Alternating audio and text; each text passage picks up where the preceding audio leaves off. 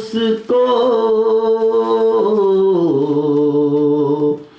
اٹھا لائے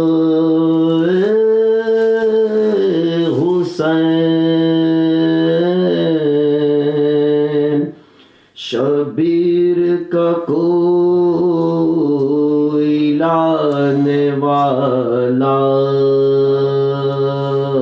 نہ رہا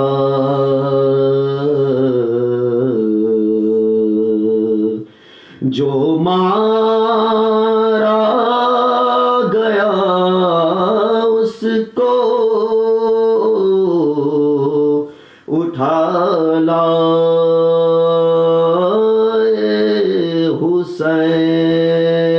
حسین شبیر کا کوئی لانے والا نہ رہا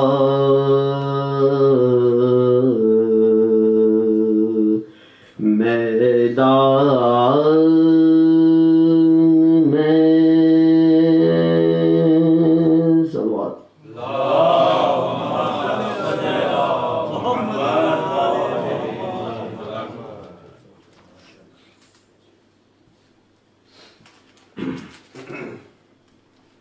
بار دیگر با آواز بلند صلوات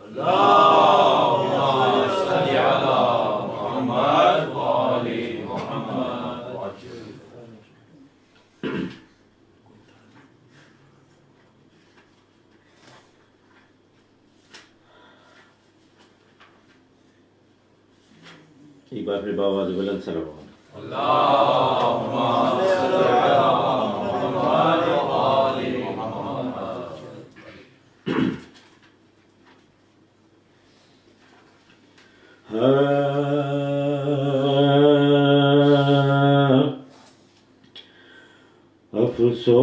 افسوس نبی زادیوں کا شام میں جانا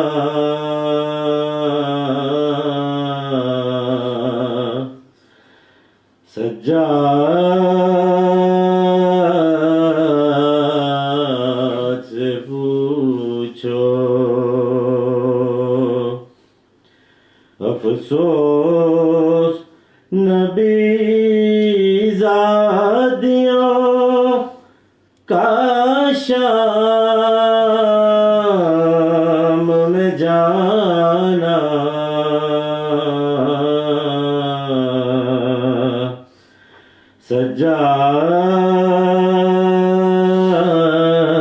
سجاد سے پوچھو سرننگے وہ ماں بہنوں کا دربار میں جانا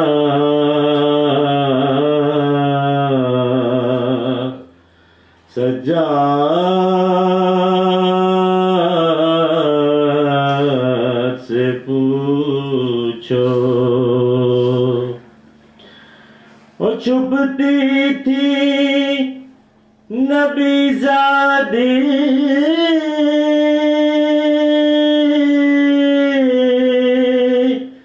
نبی زادی کے پیچھے کس شرم و حیا سے چھپتی تھی نبی زادی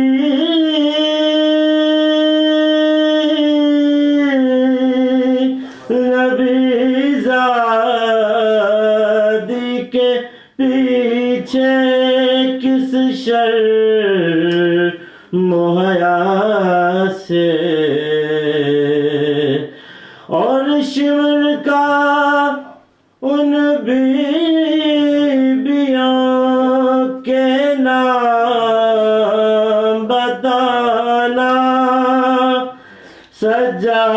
سجاد سے پوچھو افسوس نبی زادیاں بیٹھے ہوئے دربار میں سب چھوٹے بڑے تھے، سادات کھڑے تھے، اور سر تشت میں رکھا ہوا زینب کو دکھانا، سجاد سے پوچھو افسوس نبی زادیوں کا شام میں جانا،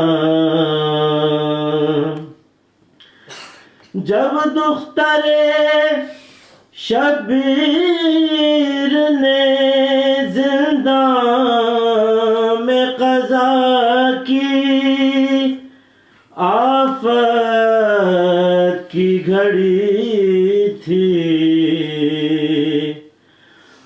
وہ ننھی سی میت بندھے ہاتھوں سے اٹھانا، سجاد سے پوچھو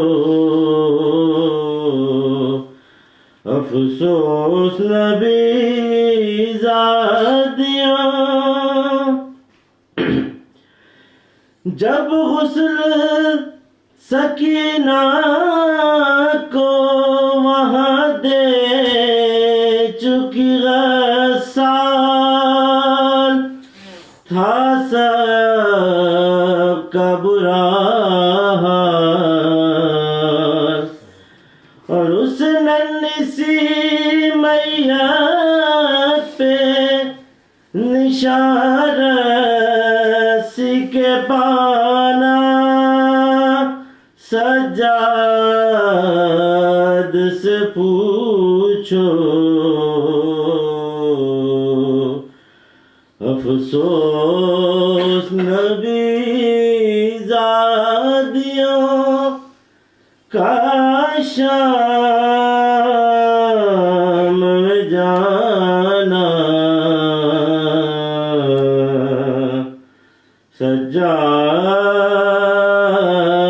سجاد سے پوچھو۔ صلوات پڑھی محمد والا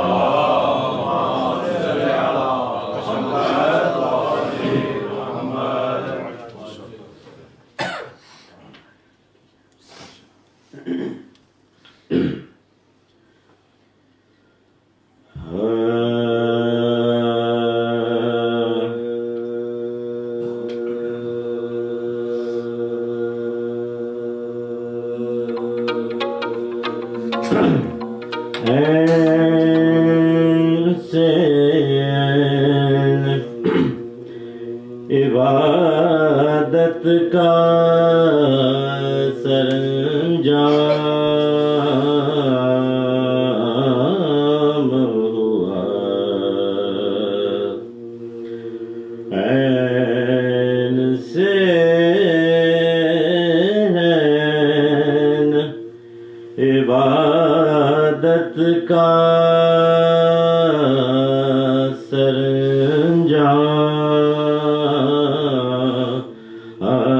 سرانجام ہوا، اور لام وہ لام کہ جس لام سے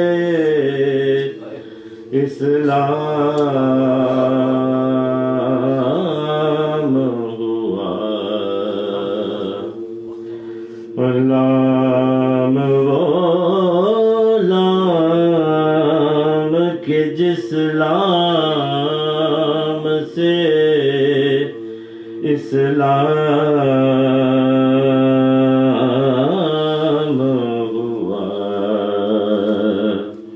او یہ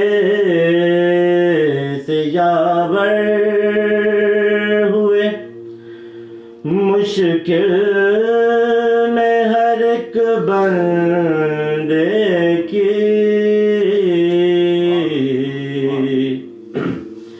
یہ سے یاور ہوئے مشکل میں ہر ایک بندے کی صدقے اس نام کے کیا خوب علی نام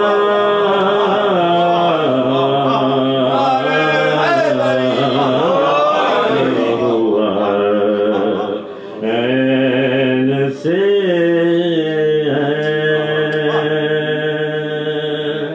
صلوات پڑھیے گا اللہم صلی علی محمد وآل محمد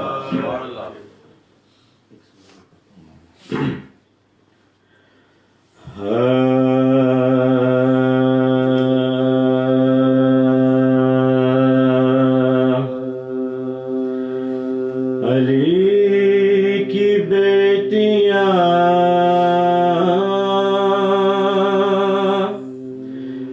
زندہ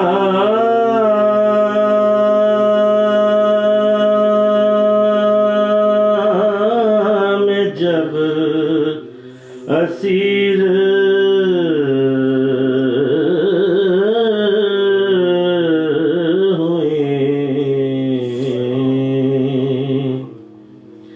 علی کی بیٹیاں زندہ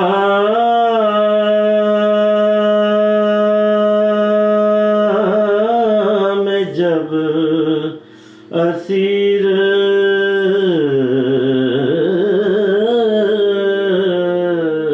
ہوئے وہ مصیبتیں میں شاہ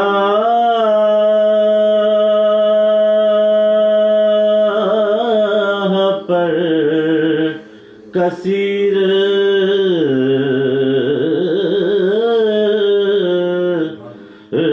ہوئی غم حسین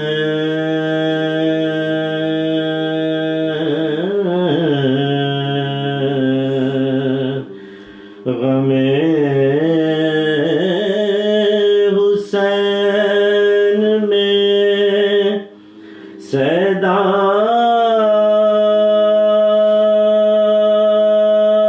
سیدانیہ فقیر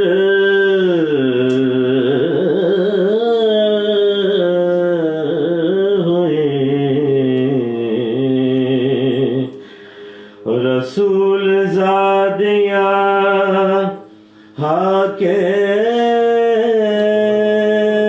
حاکم کی دستگیر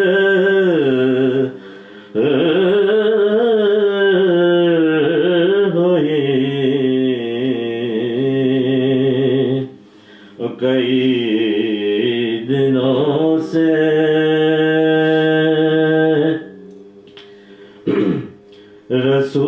رسول زادیاں حاکم کی دستگیر ہوئی کئی دنوں سے میسر نابودا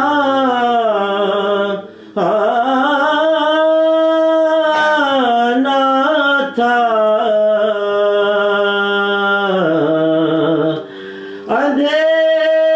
اندھیری رات تھی ٹوٹا سا قید خانہ تھا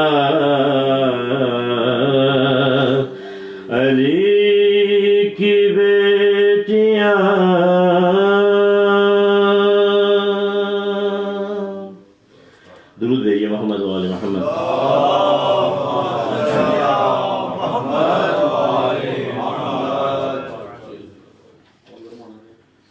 باری دیگر با آواز بلند صلوات.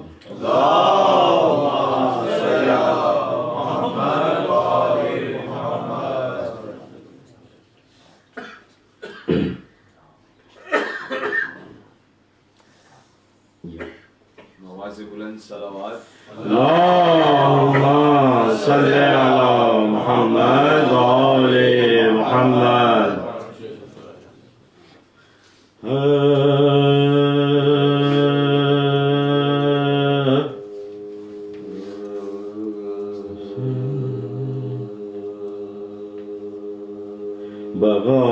بغاس لزمانا حسین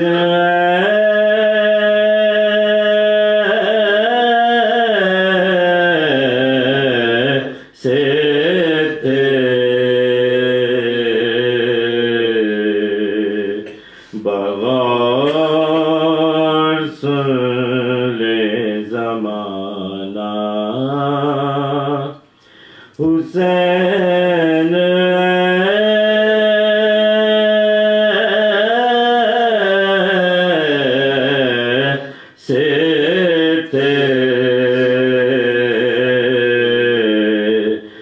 بقا فنا کو بنایا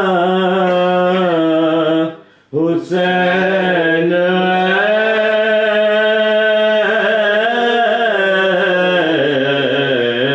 سے تھے بغور سن لے زمانہ چھری کے نیچے وہ خالق سے پیار کی باتیں چھری کے نیچے وہ خالق سے پیار کی باتیں اجل کو ہو گیا سکتا حسین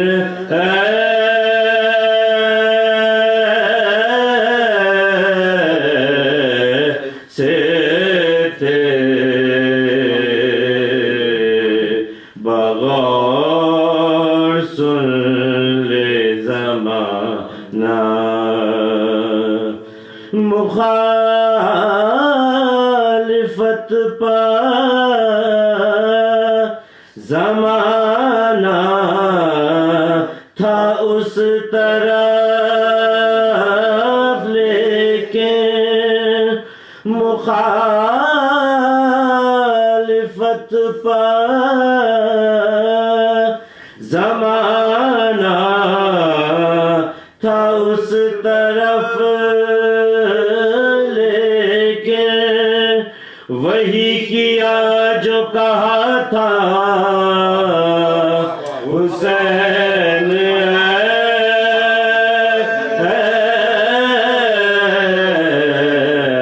سے تھے بغور سن لے زمانہ سپاہ شام شجاعت کا لوہا مان گئی سپاہ شام شجاعت کا لوہا مان گئی دبے نہ لاکھوں سے تنہا حسین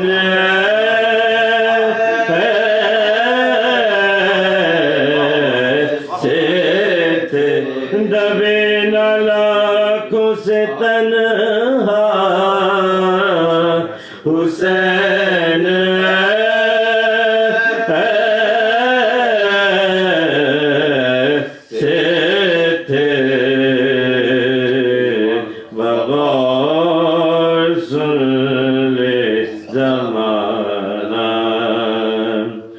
کمر کو باندھ کر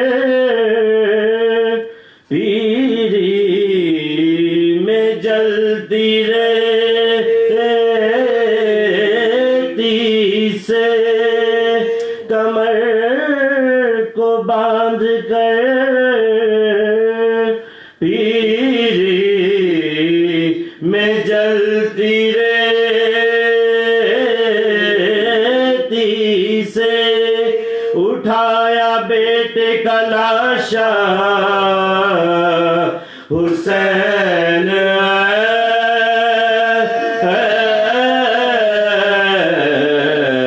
سے تھے اٹھایا بیٹے کا لاشا حسین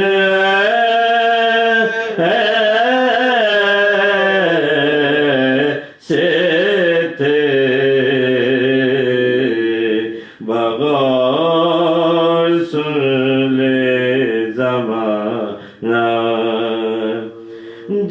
جوان کی لاش اٹھائی بنائی قبر صغیر جوان کی لاش اٹھائی بنائی قبر صغیر کہیں بھی عزم نہ بدلا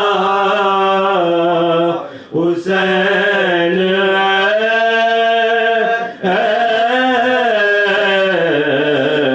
سے تھے کہیں بھی عزم نہ بدلا حسین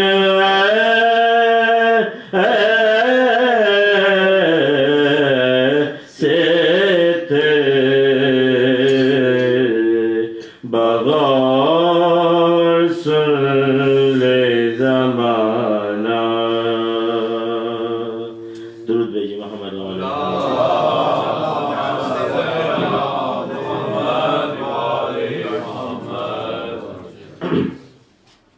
بار دیگر با آواز بلند سلام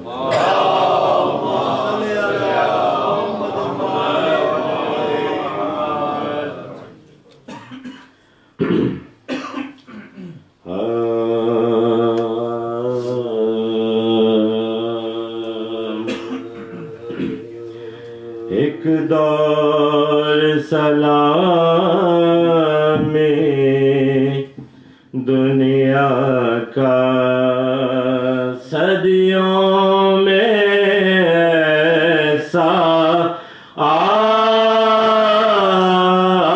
آتا ہے ایک دور سلامی دنیا کا صدیوں میں ایسا آتا ہے جب کوئی پیغمبر اٹھتا ہے یا کوئی شہادت پاتا ہے ایک دور سلامی دنیا کا اے نہر فرات اے نہر فرات افسوس کر اپنی قسمت پر شعر ملاحظہ فرمائیے گا کہ اے نہر فرات اے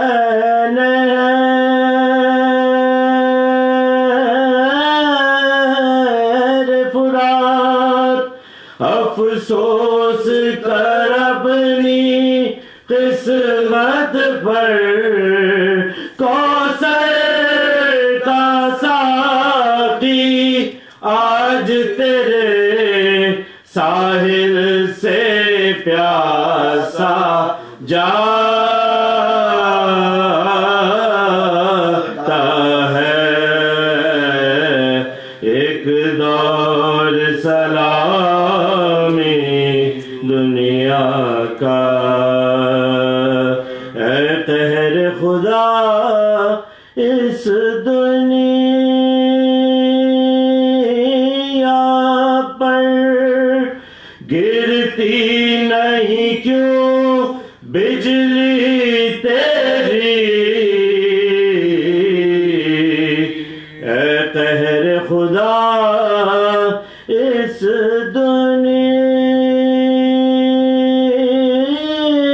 دنیا پر گرتی نہیں کیوں بجلی تیری گھر سے دور ایک پورا کنبہ جنگل میں لوٹا جاتا ہے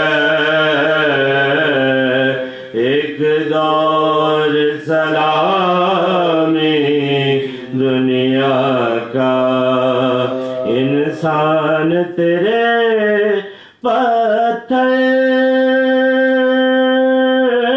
دل میں کیوں درد نہیں انسانوں کا دکھ دیتا ہے مظلوموں کو معصوموں کو ترساتا ہے ایک دور سلامی دنیا کا الفاتحہ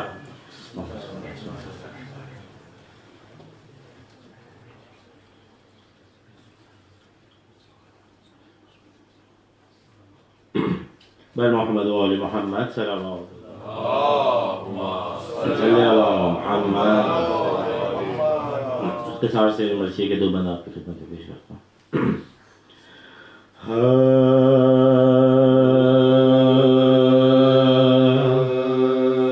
قید خانے میں تلا تم ہے کہ ہند آتی ہے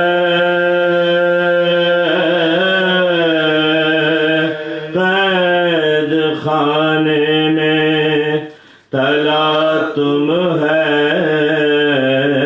کہ ہند آتی ہے دختر فاطمہ غیرت سے موئی جاتی ہے روح قالب میں وہ زندان میں گھبراتی ہے بے حواسی سے ہر ایک بار یہ چلاتی ہے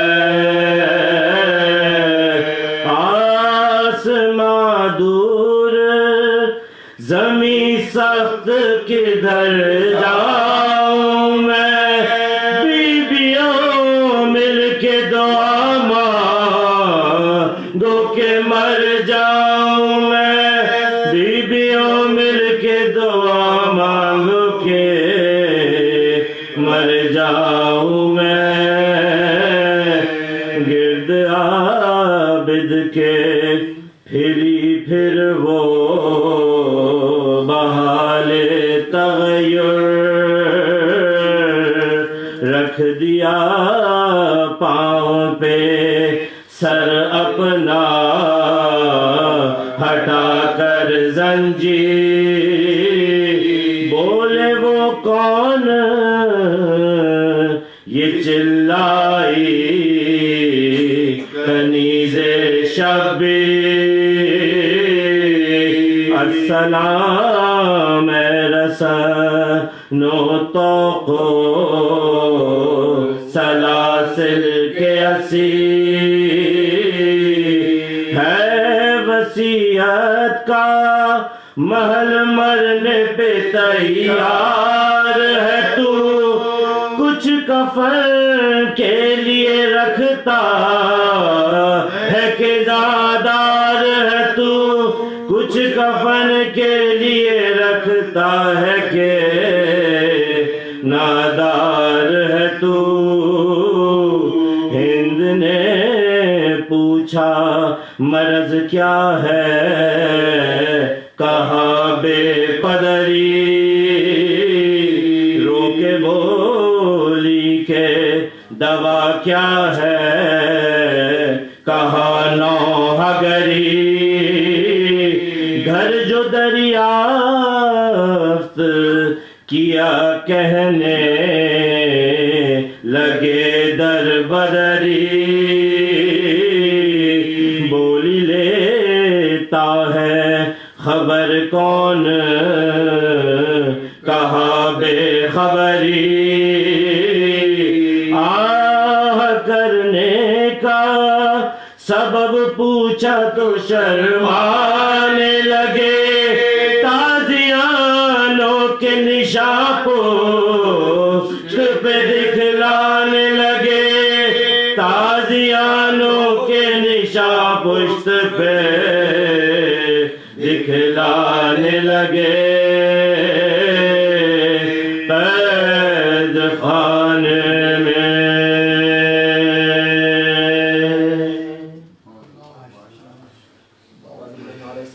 اللہم صلی علی محمد وآل محمد ہمارے دیگر سلوات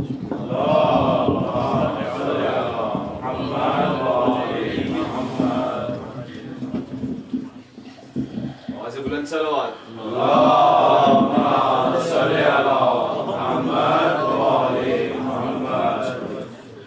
شام کی عورتوں ایک وعدہ کرو شام کی عورتوں ایک وعدہ کرو روز قبر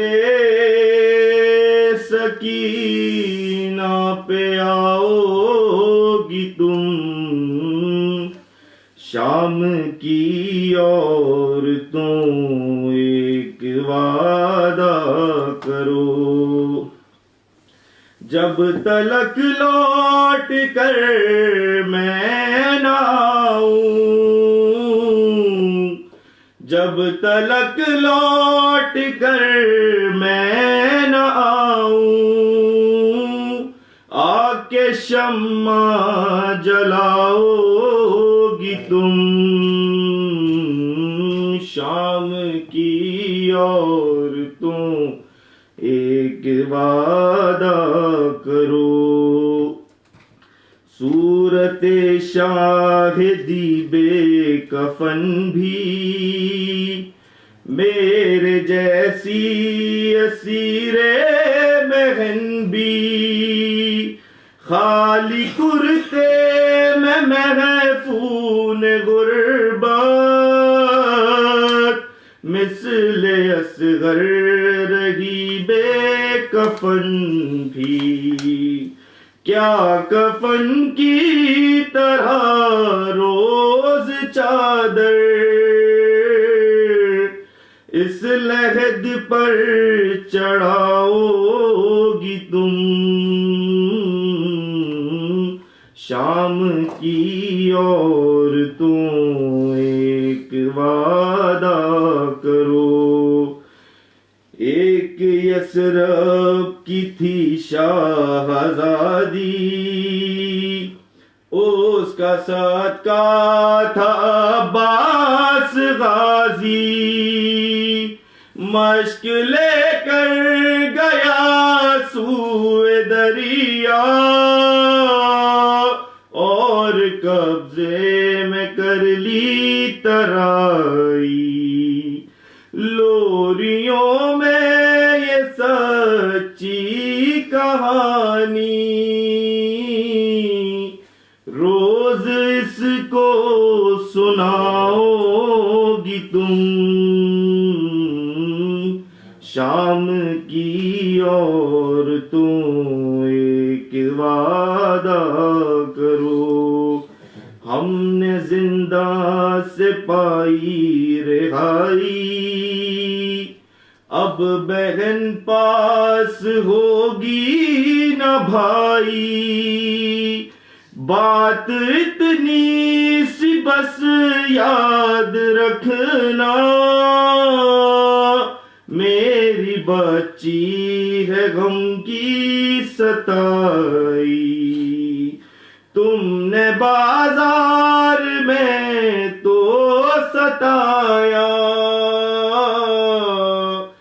تم نے بازار میں تو ستایا اب نہ اس کو ستاؤ گی تم شام کی عورتوں ایک وعدہ کرو جب کبھی قید خانے میں آنا بیردہ بیویوں کو نہ لانا تم کو اصغر بھی دے گا دعائیں اس کی تنہائیاں یوں مٹانا کہ چھوٹے چھوٹے سے بچوں کو لا کر اس کے پاس سلاؤ گی تم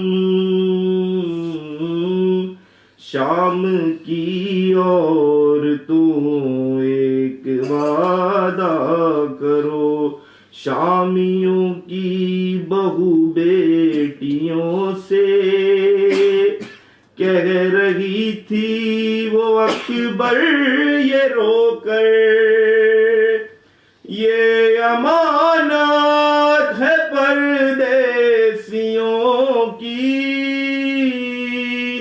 کر رہی ہوں تمہارے حوالے مجھ سے ایک بار بس اتنا کہہ دو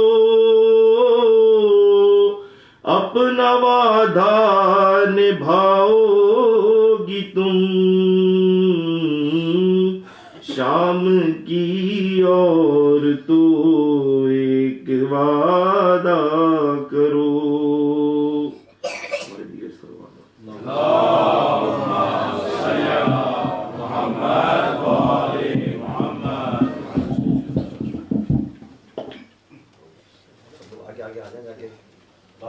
آواز بلند سلام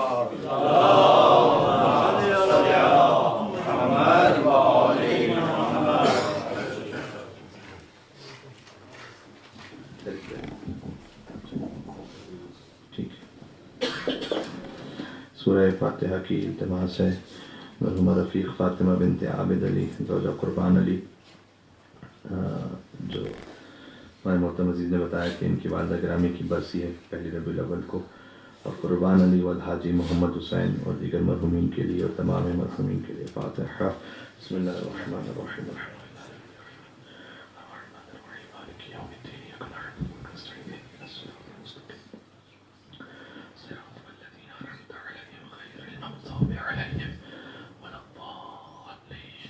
إن الله وملائكته يصلون على النبي يا أيها الذين آمنوا صلوا عليه وسلموا تسليما اللهم صل على محمد وآل محمد أعوذ بالله من الشيطان الرجيم بسم الله الرحمن الرحيم وبه نستعين وهو خير معين والعاقبة للمتقين والجنة للموحدين والنار للعاصين وصلى الله على رسوله الكريم حبيب إله العالمين العبد المرتضى والنبي المجتبى والرسول المصطفى سيدنا ونبينا وشفيع ذنوبنا وطبيب نفوسنا ومولانا أبي القاسم محمد اللهم صل على محمد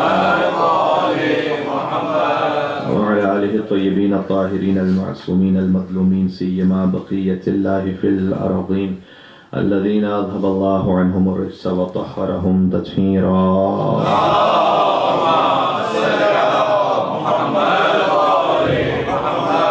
رحمة الله على محبيهم واللعنة الدائمة على أعدائهم أجمعين من الأزل إلى قيام يوم الدين. أما بعد فقد قال الله الحكيم في كتابه المجيد بسم الله الرحمن الرحيم إن الإنسان خلق هلوعا وإذا مسه الشر جزوعا وإذا مسه الخير منوعا. صلوات على محمد وآل محمد.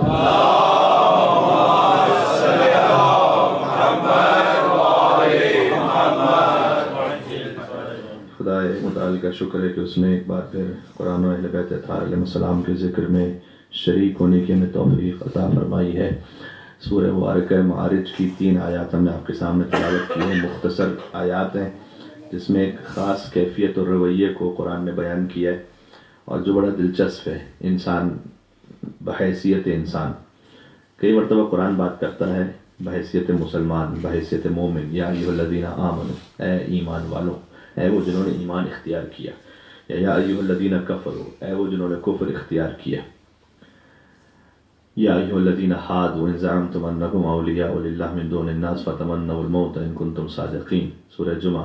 اے وہ جو یہودی ہیں، اے یہودیوں. لہذا قرآن نے جو بات کی، اور یہ قرآن کریم کی ایک یونیکنیس ہے، میں آپ سے اطمینان کے ساتھ کہہ رہا ہوں، تمام آسمانی کتابوں پہ غور کیجیے گا اور آج کے زمانے میں حاصل کرنا کوئی مشکل کام بھی نہیں ہے. آپ جا کر چیک کر سکتے ہیں کہیں پر بھی. کوئی آسمانی کتاب اپنے ماننے والوں کے علاوہ کسی اور قوم سے خطاب نہیں کرتی سوائے قرآن کریم کے. قرآن کریم کی جہاں بہت ساری انفرادیتیں ہیں، ان میں سے ایک منفرد ترین بات یہ ہے قرآن کریم کے علاوہ کوئی اور آسمانی کتاب نہیں ہے، نیو ٹیسٹمنٹ، اولڈ ٹیسٹمنٹ اور کوئی کتابیں آپ دیکھ لیجیے گا، کہ جو اپنی قوم کے علاوہ دوسروں سے خطاب کر رہی ہے. جبکہ قرآن خطاب کرتا ہے کرسچن سے بھی، قرآن خطاب کرتا ہے جیوز سے بھی، اور قرآن خطاب کرتا ہے بحیثیت انسان بھی. بحیثیت انسان یعنی اب بغیر کسی مذہب کے مسلک کی قید سے آزاد ہو کر. تو اللہ سبحانہ و تعالیٰ نے فرمایا کہ ان الانسان خلق ہلوعا، انسان کو خلق کیا گیا ہے کہ وہ جلد باز ہے.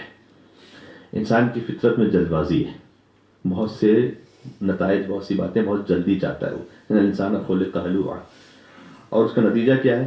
وَإِذَا مَسَّهُ الشَّرُّ جَزُوعًا وَإِذَا مَسَّهُ الْخَيْرُ مَنُوعًا. اس جلد بازی کا نتیجہ یہ ہے کہ جب مصیبت آتی ہے تو فریادی ہو جاتا ہے، اور جب مال ملتا ہے تو بخیل ہو جاتا ہے. جب تک مصیبت رہتی ہے تو فریادی رہتا ہے، جب مال مل جاتا ہے تو منوع، پھر روکنے والا بن جاتا ہے. منوع منع سے، منع یعنی انکار، روکنے والا بن جاتا ہے، آگے پہنچاتا نہیں ہے. دلچسپ بات یہ ہے اللہ نے اس صفت کو بیان کیا. پھر سے سنیے گا، کہا انسان جلد باز ہے، جب مصیبت آتی ہے تو فریادی ہوتا ہے، جب مال ملتا ہے تو بخیل ہوتا ہے. کچھ انسان ایسے نہیں ہیں. فرمایا آگے الا المصلین، مگر نماز پڑھنے والا ایسا نہیں ہوتا. اب یہ غور طرف بات یہ ہے کہ کیا واقعا ہر نماز پڑھنے والا ایسا نہیں ہوتا؟ اس کا مطلب یہ ہے کہ اللہ نے نماز کی جو کچھ اثرات پر بات کی ہوئی ہے، ان اثرات میں سے ایک یہ ہے کہ اگر کوئی واقعا نمازی ہے تو اسے مصیبت میں فریادی نہیں ہونا چاہیے، اور جب اسے مال مل جائے تو اسے بخیل نہیں ہونا چاہیے. اس کا مطلب یہ ہے کہ اس کی نماز صحیح اثر کر رہی ہے. ٹھیک ہے. آگے فرمایا کہ الذین هم علی صلاتهم دائمون، نمازی بھی وہ کہ جو اپنی نماز میں دائمی ہوتے ہیں.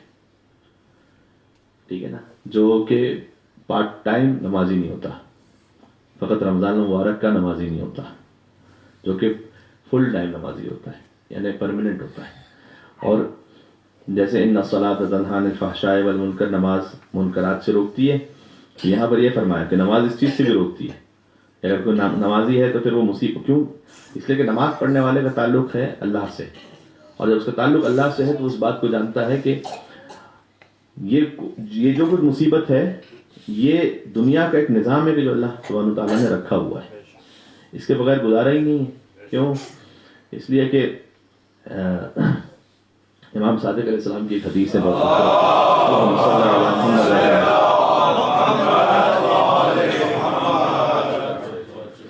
امام نے کہا کہ اپنے اصحاب سے کہا کہ تم محال چیزوں کی، امپاسبل چیزوں کی دعا نہیں مانگا کرو. اب ظاہر ہے کہ ہم میں سے بظاہر کوئی بھی امپاسبل کی دعا تو نہیں مانگتا، تو کیوں امام نے کہا کہ امپاسبل کی دعا؟ جب پتہ ہوتا ہے جو چیز پاسبل ہے تقریباً، چلے مشکل ہے، ہم اس کی دعا مانگتے ہیں. ہم میں سے کوئی دعا نہیں مانگتا کہ پروردگار میں آسمانوں میں اڑنے لگوں، ہمیں پتہ ہے کہ امپاسبل نہیں ہے، ہماری خلقت ہی ایسی نہیں ہے. تو امام نے کہا کہ امپاسبل چیزوں کی دعا نہ مانگو. تو ان کے صاحب نے سوال کیا کہ مولا ہم تو کوئی امپاسبل چیز کی دعا نہیں مانگتے. امام نے کہا تم یہ دعا مانگتے ہو کہ تمہاری زندگی میں کوئی مشکل نہ ہو، ساری راحتیں ہوں. یہ امپاسبل ہے، ایسا نہیں ہو سکتا، کیونکہ اللہ نے راحت کو مومن کے لیے دنیا میں نہیں جنت میں رکھا ہوا ہے. امام صادق علیہ السلام پر ایک مل کے صلوات دیجیے گا.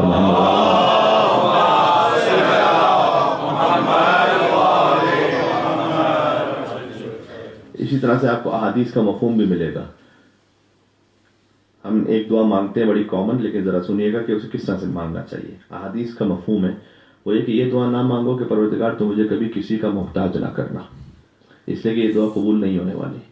اللہ کا نظام ہی دنیا میں ایسا ہے کہ ہم میں سے ہر ایک دوسرے کا محتاج ہے. ایسا ہو ہی نہیں سکتا کہ کبھی ایک انسان کسی اور انسان کا محتاج نہ ہو. کیسے ممکن ہے؟ ٹھیک ہے، ہماری روزمرہ کی زندگی میں اس طریقے سے ہے. بھائی آپ اگر ڈاکٹر ہیں تو آپ باقی ساری فیلڈز میں کہیں نہ کہیں کسی اور کے محتاج ہیں. اگر آپ آئی ٹی اسپیشلسٹ ہیں تو آپ کسی اور کے یعنی انسان دنیا کا نظام ہی ایسے ہی چل رہا ہے کہ ہر ایک دوسرے کے لیے ضرورت مند ہے. ٹھیک ہے، فرمایا کہ ایسے یہ دعا نہ مانگنا کہ مجھے کبھی بھی کسی کا محتاج نہ کرنا، لیکن پوری نہیں ہو رہی ہے. فرمایا یہ دعا مانگنا کہ پروردگار تو مجھے کبھی کسی پست انسان کا محتاج نہ کرنا. تو یہ ہمیں اصول سکھائے گئے کہ دیکھو زندگی میں تم کسی کے، تمہارے لیے کبھی ضرورت آئے گی کہ تم کسی کے محتاج ہو جاؤ گے، ضرورت ہوگی. یہ بھی تلاش نہ کرنا کہ زندگی میں کبھی کوئی مشکل نہیں ہوگی اور ہمیشہ ہی راحتیں ہوں گی، بلکہ فرمایا کہ راحت کو اللہ نے رکھا ہوا ہے. اچھا، چاہے ایک مومن بڑی سکون اطمینان سے بھی ہے تب بھی، اب امام حسن علیہ السلام کی شہادت کے ایام قریب ہے تو میں حدیث آپ کو سناتا ہوں. ان کے نام پر ایک صلوات بھیجیں. محمد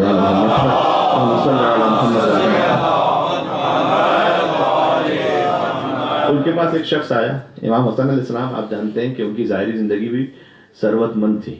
آپ نے دیکھا نا کہ ان کا دسترخوان امام حسن علیہ السلام بہت معروف ہے، اور ان کے دسترخوان پر ایک غریب اور فقیر بیٹھا ہوا تھا کہ جو جمع کر رہا تھا روٹیاں. اور امام حسن علیہ السلام نے کہا کہ اگر تجھے کچھ ساتھ لے کے جانا ہے تو کھانا کھا لے اطمینان سے، بعد میں لے کے جانا ساتھ میں. کہا نہیں میں اپنے لیے نہیں جمع کر رہا، میں ایک بہت غریب انسان میں نے دیکھا تھا، میں اس کے لیے جمع کر رہا ہوں، اس کے پاس بہت ہی سوکھی روٹی تھی. تو امام حسن علیہ السلام نے کہا کہ وہ کوئی اور نہیں، میرا بابا تھا، مشکل کشائے کائنات علی تھے، جنہوں نے اپنے لیے اس طرز زندگی کو اختیار کیا ہے. تو آپ غور فرما رہے ہیں. تو امام حسن علیہ السلام کی زندگی، ائمہ علیہ السلام کی زندگی میں اسی طرح سے رہا ہے. ان کی زندگی کا ایک فیز ایسا بھی، خود مولا کائنات کی اپنی زندگی میں بھی امیر المومنین نے سینکڑوں کنویں وقف کیے، اور کنواں وقف کرنا اتنا آسان کام نہیں ہوتا تھا. اس کے لیے دولت چاہیے. کتنے سینکڑوں کنویں خود کھودے، وقف کیا. کھودے بھی تو پھر اس کا مطلب یہ کہ دولت آ گئی نا ان کے پاس، دولت آگے پہنچا دی. تو ائمہ علیہ السلام کی زندگی میں یہ وقت بھی گزرا ہے کہ جب وہ ظاہری طور پر بھی ان کی زندگی میں آسائش تھی، صاحبان ثروت تھے. یہ دور بھی گزرا ہے کہ فقر کی زندگی تھی، تاکہ وہ بتا سکیں اپنے چاہنے والوں کو کہ ہر حالت میں تمہیں رہنا کیسے ہے. وہ ہر حالت کے لیے، وہ فقط غریبوں کے امام نہیں، وہ ہر ایک کے امام ہے. ٹھیک ہے، پانچویں امام کے لیے کہ وہ بڑی شدید محنت کیا کرتے تھے، کام کیا کرتے تھے، بلکہ شدید گرمی میں، مطلب یہ وہ سویٹنگ، اور دو ان کے خادمین تھے جو ان کو ساتھ لے کے جا رہے تھے، اور وہ زمینوں پر کام کر کے واپس آ رہے تھے. تو ایک عارف، جو عارف نہیں کہنا چاہیے، صوفی. اچھا، صوفیوں میں بھی اس طرح سے ہیں کہ کچھ صحیح صوفی گزرے ہیں، کچھ غلط گزرے ہیں، جنہوں نے اسلام کے میسج کو سمجھا نہیں. تو انہی میں سے ایک صاحب آئے اور آ کر کہا کہ یہ میں کیا دیکھ رہا ہوں آل رسول کو کہ وہ دنیا داری میں لگے ہوئے، یہ دنیا داری میں لگے ہوئے ہیں، یعنی آپ دنیا کمانے کے لیے اتنی محنت کر رہے ہیں. امام علیہ السلام نے کہا کہ میں محنت کر رہا ہوں رزق حلال کے لیے، تاکہ اللہ کا رزق آ کر تجھ جیسوں سے بے نیاز ہو سکوں.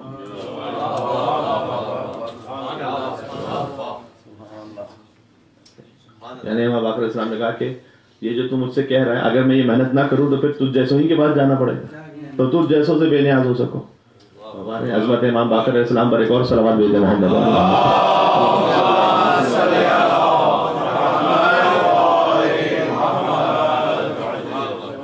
بس زیادہ تفصیل نہیں میں کرنا چاہ رہا ہوں.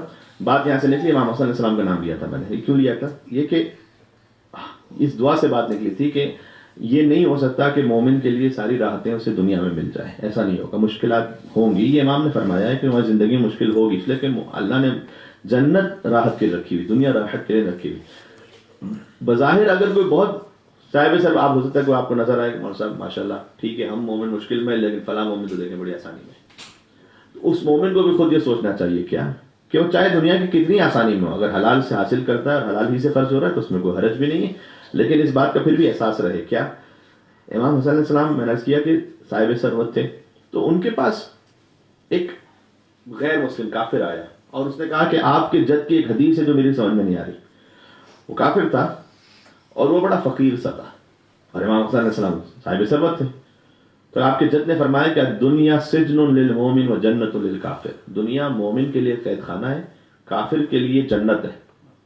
یہ رسول اللہ کی حدیث ہے. ٹھیک ہے, دنیا مومن کے لیے قید خانہ ہے, کافر کے لیے جنت ہے. تو ہمیں تو برعکس نظر آ رہا ہے. وہ امام سے کہہ رہا ہے آپ دیکھیں کتنی آسائش میں اور میں اتنی غربت میں ہوں, تو یہ تو آپ کے لیے جنت ہے, میرے لیے قید خانہ ہوگی. جانتے ہیں امام السلام نے کیا جواب دیا؟ امام نے کہا کہ جو کچھ اللہ نے اس کفر کی وجہ سے تیرے لیے عذاب رکھا ہوا ہے اگر تو اسے دیکھ لے تو تجھے یہ جنت ہی لگے گی, اور جو کچھ اللہ نے میرے ایمان کی وجہ سے میرے لیے جنت رکھی ہوئی ہے تو مجھے کتنی آسائشوں میں دیکھ لے تجھے قید خانہ ہی لگے گا. عظمت امام حسن علیہ السلام پر بھی ایک اور صلوات بھیجیں محمد.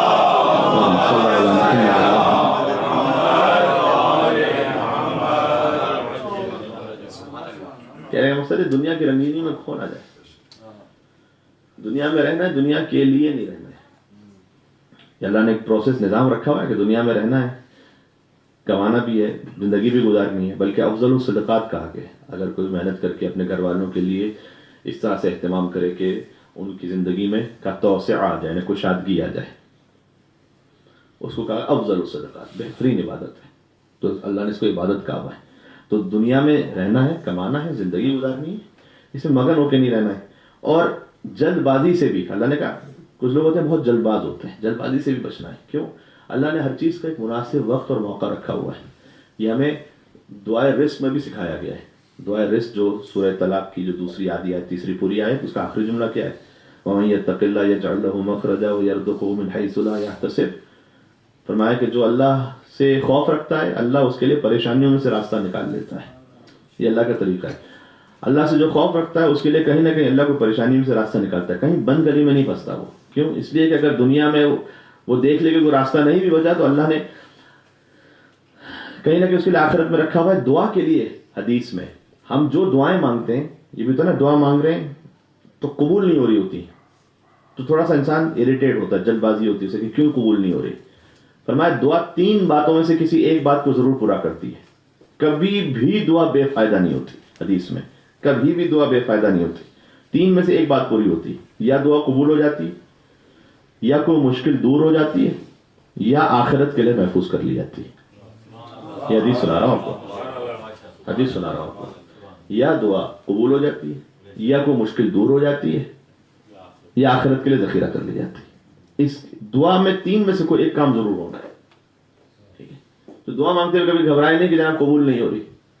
اگر دعا قبول نہیں ہو رہی تو ہو سکتا ہے کوئی مشکل رد ہو رہی ہو, اور اگر یہ بھی نہیں ہو رہا تو اس کا مطلب ہے کہ آخرت کے لیے ذخیرہ کر لی جا رہی ہے. آپ نظام زندگی جو اسلام نے بنایا ہے اس کو دنیا کو سیپریٹ کر کے نہیں دیکھ سکتے آخرت کے. آپ کو کمبائن کرنا پڑے گا تب جا کے پورا سسٹم سمجھ میں آئے گا. ورنہ تو یہاں دنیا میں اتنی وسعت ہی نہیں ہے کہ ہر ظالم کو اس کے ظلم کا حساب دیا جا سکے. تب اگر خالی دنیا ہی کو دیکھیں گے تو پھر بہت سے ظالم آپ کو بڑے کامیاب نظر آئیں گے, بڑی اچھی زندگی گزاری بھائی, کوئی مشکل نہیں ہوئی. کچھ تو ظالم ہوتے ہیں چلو بڑی خوفناک بیماری میں مر گئے, بڑی بری موت مرے. کچھ تو ایسے ہوتے ہیں ایسے بھی نہیں گئے, بھائی آرام سے چلے گئے, کچھ نہیں ہوا. تو کیا ہے اس کا مطلب؟ اس کا مطلب آپ دنیا کو سیپریٹ نظام میں دیکھیں گے تو سمجھ میں نہیں آئے گا اسلام کا نظام، جب تک آپ اس کو آخرت کے ساتھ کمبائن کر کے نہیں دیکھیں گے. اور یہی عقیدہ آخرت کی ایک منطقی دلیل بھی ہے. اگر ہم نے خدا کو ایک مانا اور عادل مانا ہے تو یقیناً کوئی نہ کوئی اور جہان ایسا ہونا چاہیے جہاں پر اتنا پوٹینشیل اور گنجائش ہو کہ ہر ظالم کو اس کے ظلم کا بدلہ دیا جا سکے. ورنہ تو خدا کی عدالت پر ڈاؤٹ ہے. جی کیوں؟ اس لیے کہ ہر ظالم کو یہاں ظلم کا حساب تو نہیں مل رہا، ہم تو دیکھ رہے ہیں. اچھا اگر اس نے صدام لائن جیسے اس نے پتہ نہیں 10,000 20,000 لوگ شہید کیے ہوں، ہزاروں شہید کیے تھے، تو اگر اس کو سزائے موت ہو بھی گئی تو کتنی مرتبہ ہوگی؟ ایک مرتبہ ہوگی نا. اس دنیا میں پوٹینشیل ہی نہیں کہ ایک سے زیادہ مرتبہ سزائے موت ہو سکے. تو پورا حساب کہاں گیا؟ ابھی 9,999 کا حساب کہاں گیا؟ تو کوئی اور جہان ایسا ہونا چاہیے کہ جہاں پر زندگی اور موت کی قید سے انسان آزاد ہو، جہاں پر مرنے کے بعد پھر سے سزا ہو سکتی ہو اور پھر سے سزا ہو سکتی ہو. ٹھیک. تو دنیا کے دائرے میں فقط نہ دیکھیں کہ جناب میری دعا کیوں نہیں قبول ہو رہی. جب تک آپ پورے اسلام کے سسٹم کو اس دنیا کے ساتھ آخرت کے ساتھ نہیں ملائیں گے اس وقت تک بات پوری نہیں ہوگی، سمجھ میں نہیں آئے گی بات. اس طرح سے نیکی کا معاملہ بھی ہے. میں نے ظالم کی مثال دی. اس دنیا میں کئی ایسی چیزوں کے لیے پوٹینشیل ہی نہیں. کچھ نیکیاں ایسی ہیں کہ اللہ کیا دے دے کسی انسان کو دنیا میں. میں مثال آپ کو دیتا ہوں. ضربت علی یوم الخندق افضل من عبادت الثقلین. امیر المومنین کی ایک ضربت ثقلین کی عبادت سے، یعنی جن و انس کی عبادت سے افضل ہے. مجھے بتائیے اللہ کیا دے دے اس ایک ضربت کے لیے علی کو اس دنیا میں کہ اس کی جزا ہو سکے. جس کی ایک ضربت کا عالم یہ ہو تو اس کی ساری ضربتوں کا عالم کیا ہوگا، اور جس کی ضربتوں کا عالم یہ ہو تو اس کے سجدوں کا عالم کیا ہوگا. ایک مل کے سلوات دیتے نام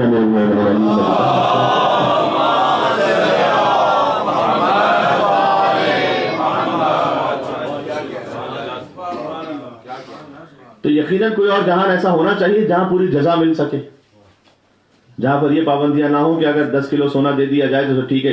یہ بھی کچھ نہیں ہے.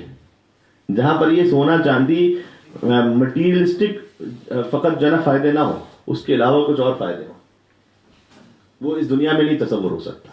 وہ اللہ نے جنت میں رکھا ہوا تصور ہو سکتا. ٹھیک ہے. تو اللہ نے کہا کہ اگر کوئی دعا بھی مانگ رہا ہے کہ بے صبری سے بچو، اس لیے کہ یا وہ دعا قبول ہو جائے گی یا وہ دعا کو مشکل کو رد کر دے گی یا آخرت میں ذخیرہ کر لی جائے گی. اسی خاطر ہے نماز عصر کی تعقیبات میں ہم ایک دعا پڑھتے ہیں، اللہم انی اعوذ بک من نفس لا تشبع ومن قلب لا یخشع ومن صلاۃ لا ترفع ومن دعاء لا یسمع. بہت خوبصورت لفظ ہے کہ پروردگار میں پناہ چاہتا ہوں ایسے نفس سے کہ جو کبھی سیر نہ ہونے والا ہو، جس کی خواہشات کبھی ختم نہ ہو. ایسے نفس سے پناہ چاہتا ہوں. آگے فرمایا کہ ومن قلب لا یخشع، میں ایسے دل سے پناہ چاہتا ہوں کہ جس میں تیرا خوف نہ آئے. ومن صلاۃ لا ترفع، ایسی نماز سے پناہ چاہتا ہوں کہ جو سنی نہ جائے، نہیں ایسی نماز سے پناہ چاہتا ہوں کہ جو تیری بارگاہ میں بلند نہ ہو. ومن علم لا ينفع، ایسے علم سے پناہ چاہتا ہوں جس کا کوئی فائدہ نہ ہو. ومن دعاء لا يسمع، بہت خوبصورت ہے. ایک دعا سے بھی اللہ نے کہا میں دعا مانگو، میں پناہ چاہتا ہوں. وہ دعا کہ جو قبول نہ ہو یہ نہیں کہا کہ میں ایسی دعا سے پناہ چاہتا ہوں کہ جو سنی نہ جائے. ضروری نہیں کہ ہر وقت دعا قبول بھی ہو جائے تو ہی وہ ٹھیک ہوگی. اگر اس لیول کی ہے کہ کم سے کم سن لی گئی ہے بس وہ دعا فائدہ مند ہے. کیوں؟ اگر وہ سن لی گئی ہے تو میں نے کیا یا قبول ہوگی یا مشکل کو دور کر دے گی، آخرت میں ذخیرہ کر لی جائے گی. تو دعا ضروری نہیں کہ ہمیشہ قبول ہونے کے لیے ہو. دعا کبھی اللہ فقط سنتا ہے اور جو سنتا ہے وہ کسی اور موقع کے لیے ذخیرہ کر لیتا ہے. وہیں یتق اللہ یجعل لہ مخرجا، کہ اگر تم اللہ سے خوف رکھو گے اللہ کہیں نہ کہیں پریشانی میں تمہارے راستہ بنا دے گا. وَيَرْزُقُهُ مِنْ حَيْثُ لَا يَحْتَسِبُ، اور اللہ کا وعدہ ہے کہ تمہیں ایسے مقام سے رزق عطا کرے گا کہ جس کا تمہیں وہم و گمان تک نہیں ہوگا. وعدہ کیا والا ہمارے لیے بے حساب ہونا یہ ضروری نہیں ہے، اتنا ہونا کہ ہمارے لیے کافی ہو جائے یہ ضروری ہے. ٹھیک ہے. اس لیے کہا گیا ہے کہ رزق کی کثرت نہ مانگو بلکہ رزق میں برکت مانگو. کثرت وہ اندازہ ہے کہ جو ہم نے لگایا ہوا ہے کہ اتنا ہو تو پورا ہوگا، جو کبھی بھی ختم نہیں ہوگا. برکت وہ پیمانہ ہے کہ جو اللہ نے معین کیا ہوا ہے، اگر یہ ہو جائے گا تو پورا ہو جائے گا. کثرت میں حساب دینا پڑے گا. برکت نعمت ہی نعمت ہے, وہ اللہ کی جانب سے کم میں بھی برکت دے دیتا ہے. کثرت والے حساب اور کتاب میں لگ جائیں گے, برکت والے پار ہو جائیں گے. اس لیے فقط کثرت میں یار نہیں, اس میں برکت بھی ہونی چاہیے. یعنی برکت ایسی ہو کہ کئی دفعہ ہوتا نا, کئی لوگ ہم سے کہتے ہیں اور صاحب پتہ ہی نہیں چلتا آ رہا ہے پیسہ کہاں جا رہا ہے, آ رہا ہے جا رہا ہے, آ رہا ہے جا رہا ہے, روک ہی نہیں رہا, سلپ ہو رہا ہے ایک دم. اور کبھی ایسا ہوتا ہے کہ کچھ لوگ آپ بظاہر ایسے لگے کہ بہت زیادہ نہیں کما رہا لیکن اچھے سکون میں بھی ہے, جس کی زندگی میں اللہ نے برکت رکھی ہوئی. رزق فقط ہم نے رزق کو محدود کیا ہوا ہے مال دولت میں, دماغ میں اچھا خیال آنا بھی رزق ہے. یہ واسف علی واسف کا جملہ ہے کہ دماغ میں اچھا خیال آنا بھی رزق ہے, دل میں کسی کے لیے احساس پیدا ہونا بھی رزق ہے, آنکھوں میں خوف خدا سے آنسو آنا بھی اللہ کا رزق ہے. ٹھیک ہے, تو رزق کی بہت ساری.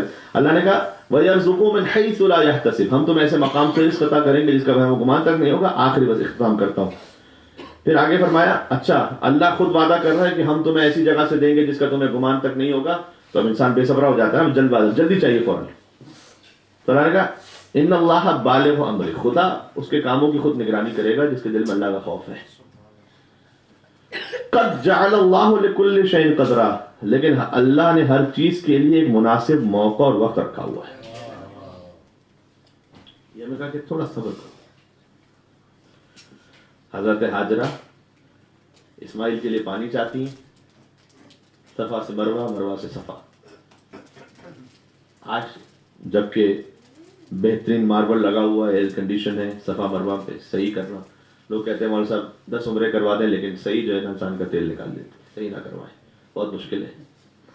جبکہ آس پاس کولر لگے ہیں, پانی کا اہتمام وغیرہ وغیرہ سب ہے. ٹھیک ہے, کان پکڑ لیتے ہیں لوگوں, سب صحیح نہ کروائیں, صحیح بہت مشکل ہے. بلکہ پوچھ رہے ہوتے ہیں سب کوئی نیابت کا طریقہ ہے کہ کوئی نیابت وغیرہ ہو جائے 2 سے. تو اس زمانے میں سوچے کہ حضرت حاجرہ نے جو صحیح کی وہ کتنی سخت ہوگی. 7 لاکھ چٹانیں, پہاڑ, پتھر, کنکر, کانٹے, پتہ نہیں کیا کچھ ہوگا وہاں. ٹھیک ہے, اور جہاں ہرولہ کرنا ہوتا ہے, جہاں گرین لائٹس ہیں, تھوڑا سا آپ دوڑتے ہیں, نہ بہت دوڑتے ہیں نہ چلتے ہیں, ہلکا ہلکا سا. وہ کیوں ہے؟ اس لیے کہ وہ نشیب تھا اس زمانے میں. تو اسماعیل جہاں پر تھے تو حاجرہ جب نشیب میں چلی جاتی تھی تو انہیں اسماعیل نظر نہیں آتے تھے, تو تھوڑا دوڑتی تھی وہاں سے تاکہ جلدی اوپر آ جائیں, تاکہ مجھے میرا بیٹا نظر آئے. دیکھیں اسلام تو ہے ہی اولیاء خدا کی سنتوں کو زندہ کرنے کا نام ہے. ایک خاتون دوڑی تھی, اللہ نے کہا کروڑوں انسانوں سے کہ وہ دوڑے. یہ اس کا بھی جواب ہے. لوگ کہتے ہیں کہ امام حسین علیہ السلام کے لیے ماتم کیوں کرتے ہو, مجلس کیوں کرتے ہو, قرآن پڑھا کرو. کوئی جا کے کہے صفا مروہ پہ دوڑنے کی کیا ضرورت ہے, قرآن پڑھو, حضرت حاجرہ کو ثواب ہدیہ کرو. دوڑتے کیوں ہو وہاں پر, کیوں دوڑتے ہو وہاں پر, خالی قرآن پڑھ کے ہدیہ کر دو وہاں پر. کہ نہیں, اگر یہ نہ دوڑیں گے تو پتہ ہی کیسے چلے گا کہ یہاں کیا واقعہ پیش آیا تھا. بات ہو رہی ہے, میں گزارش کرنا چاہ رہا ہوں. یہ اللہ نے اولیاء کرام کی سنت کو زندہ رکھا ہوا ہے کہ اس واقعے کو بار بار دہراتے رہو تاکہ وہ واقعہ زندہ ہوتا رہے. ایک مقام پر عرض کیا تھا قرآن کی تلاوت پہ, تو میں یہاں کئی مجلس آپ کے سامنے پڑھ بھی چکا ہوں.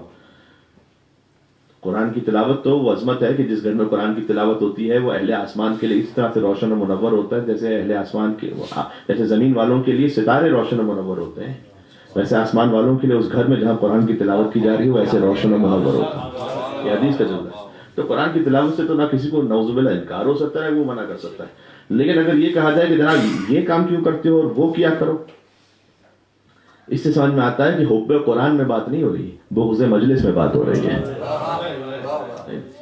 اس طرح سے وہاں پر صفا مروہ کی طرف اللہ نے کہا کہ کچھ پڑھنا نہیں, کوئی ایک دعا بھی نہیں ہے وہاں پر, واجب ہو ایک دعا بھی نہیں, اور دوڑو, اور ایگزیکٹلی ویسے ہی دوڑو کہ جیسے وہ بھی جس جگہ پہ تھوڑا تھوڑا زیادہ دوڑی تھی, تم بھی بہتر ہے کہ زیادہ دوڑو, ہرولہ کرو, اتنا کاپی کرو اسے. 7 مرتبہ ایک خاتون شدید ترین گرمی میں ایسے صحرا بیابان میں جہاں کوئی نہیں ہے دوڑ رہی ہے. تو صبر کیا حضرت حاجرہ نے, صبر کی. عجیب منزل تھی, شکوہ نہیں آیا زبان پر. دیکھا آگے سراب ہے وہاں تک گئی, دیکھا سراب پانی نہیں تھا, سراب تھا, وہاں گئی. 7 مرتبہ ہونے کے بعد پھر اللہ نے عطا بھی کیا, اور ایسے عطا کیا کہ ہاجرہ کو کہنا پڑا زم زم, رک جا, اب رک جا, کیونکہ وہ بہے جا رہا تھا. یہ ہمارے سامنے اللہ نے مثال بیان کی کہ کوشش تمہیں کرنی ہے, کوشش کرنا تمہارا کام ہے, پھر اللہ پر توکل رکھنا تمہارا کام ہے. پھر ایک جب مناسب موقع اور وقت آئے گا تو وہ اتنا عطا کرنے والا ہے کہ تم سے خود سنبھلا نہیں جائے گا انشاءاللہ. وسعت رزق کے لیے اللہم صلی اللہ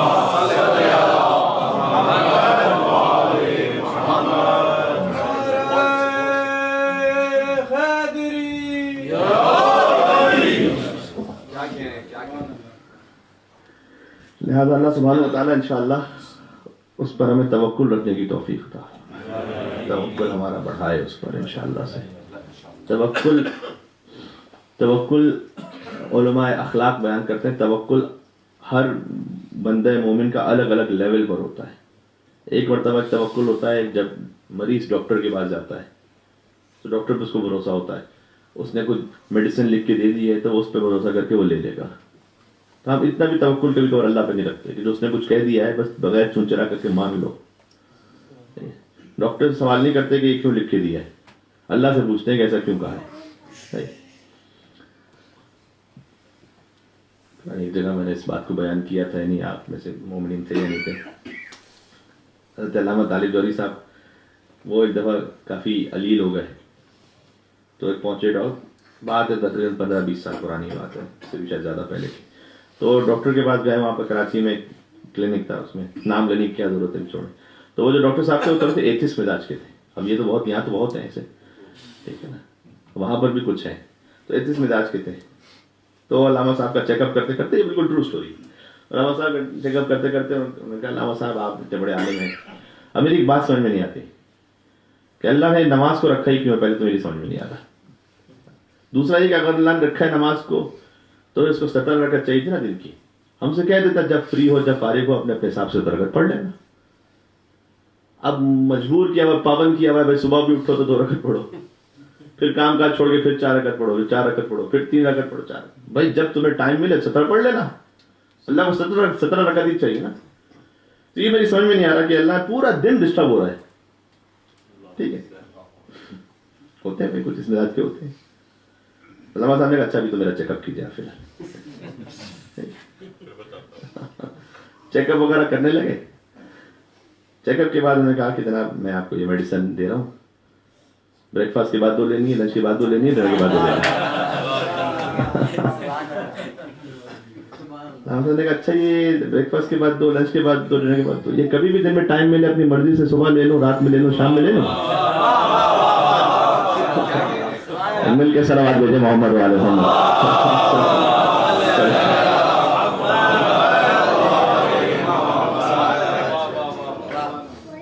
جب جتنا ٹائم ملے اپنی مرضی سے لے لوں. نہ خبردار ایسا نہیں کیجیے تو اس کا بالکل ایڈورس افیکٹ ہوگا اس پر. میں نے آپ کی باڈی کے حساب سے اس کو کر کے دیا ہے کہ آپ کو بریک فاسٹ کے بعد کون سی چاہیے, لنچ کے بعد کون سی چاہیے, ڈنر کے بعد کون سی چاہیے. علامہ صاحب کہتے ہیں میں نے اس سے کہا کہ جتنا تم اللہ کے بنائے ہوئے جسم کو جاننے کا دعویٰ کرتے ہو اسے اتنا بھی حق نہیں دیتے کہ وہ تمہاری روح کے بارے میں کوئی فیصلہ کر سکے. ایک اور مل کے صلوات بھیجیے گا محمد والے محمد.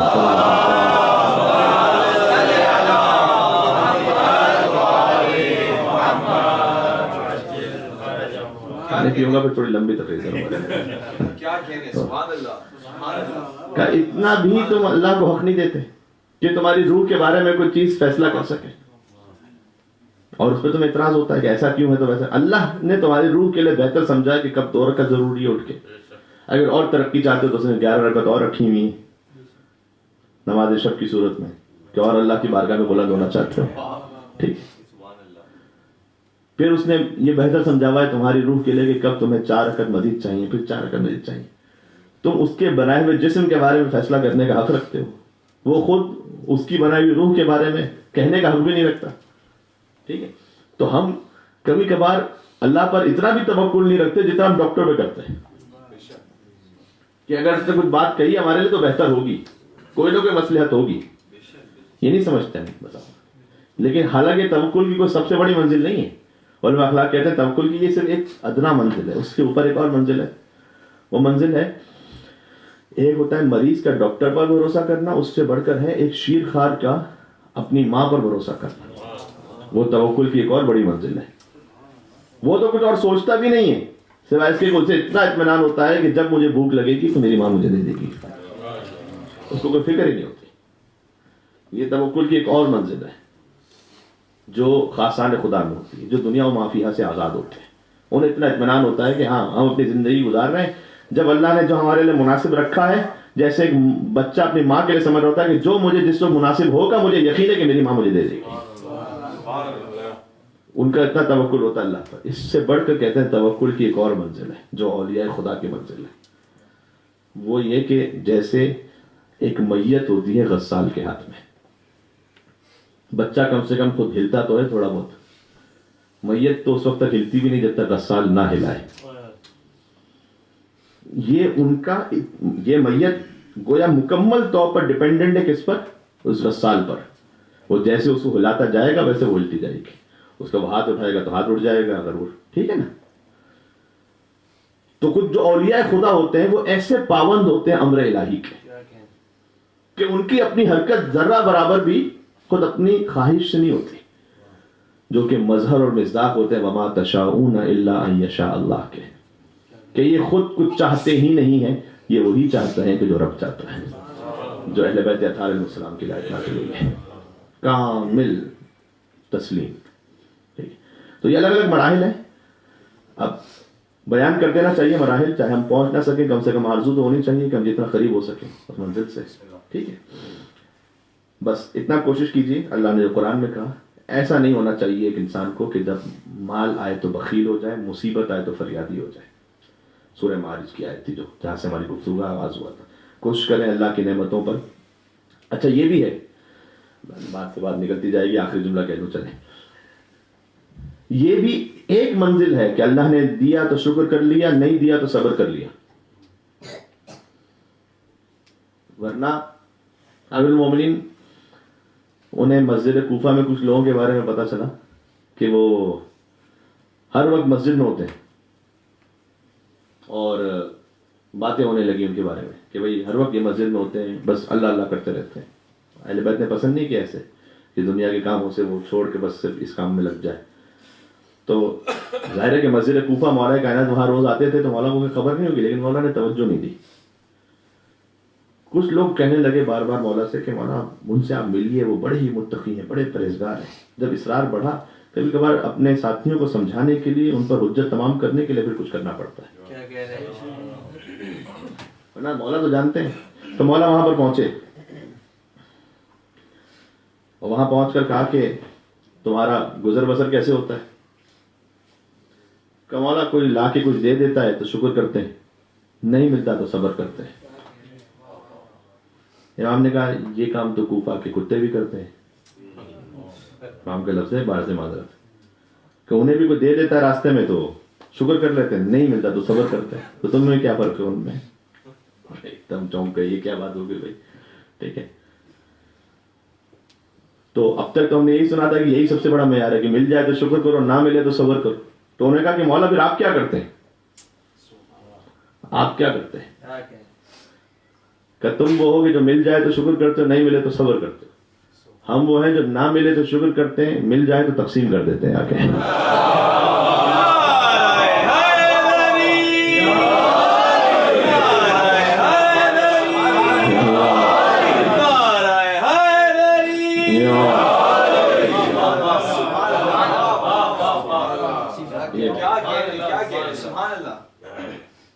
سبحان اللہ، کیا کہنا شان ہے علی. لہذا مولانا نے فرمایا لا یقاس بنا احد، کسی کو بھی کوئی بڑے سے بڑا ہو وہ ہم سے قیاس نہ کرنا. اس کا ہمارا معاملہ سب سے جدا ہے، ہماری شان سب سے جدا ہے. اچھا چاہے ہم ظاہر ہے کہ اس مقام تک نہ پہنچ سکیں، بہت مشکل ہے، لیکن کم سے کم اس مقام کو سن کر یہ جو آپ کا دل خوش ہو گیا، بس یہی مطلوب تھا کہ تمہارا دل ہم سے اتنا متصل ہو جائے کہ تم اہل بیت کے ذکر کو سن کر خوش ہو جاؤ، یہ بھی تمہارے لیے وسیلہ نجات ہے۔ اور ایک مل کے اور صلوات بھیجتے نام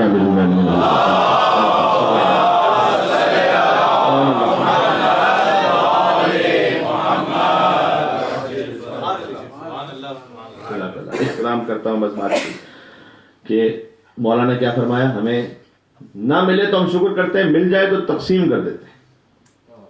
لہذا کوفہ میں جو یتیم بچے تھے وہ فخر سے کہا کرتے تھے کہ ہمیں یتیم نہ کہو، ہمارا باپ علی ہے۔ امیر المومنین پر ایسا اعتماد تھا ان بچوں کو، کہتے تھے ہمیں یتیم نہیں کہو، ہمارا تو باپ علی ہے۔ بلکہ وہ کہ جن کے باپ زندہ تھے یہ ان پر کہا کرتے تھے کہ ٹھیک ہے تمہیں تو وہ پالنے والا ہے، ہمیں کوئی فکر نہیں، ہمارا پالنے والا علی ہے۔ تو یہ بلکہ ان پر فخر کرتے تھے، جو یتیم تھے وہ ان پر فخر کرتے تھے جن کے باپ زندہ تھے، ٹھیک ہے، یعنی امیر المومنین ایسے اہتمام کرتے تھے۔ آپ نے کئی مرتبہ سنا ہے کہ گلیوں میں جاتے تھے، دیکھا یتیم ہے، بچے رو رہے ہیں، تو پھر وہاں پہنچے، وہاں پر غذا کے لیے کچھ کھانا لے کر آئے، خاتون سے کہا کہ تم پکاؤ، تفصیل واقعہ ہے۔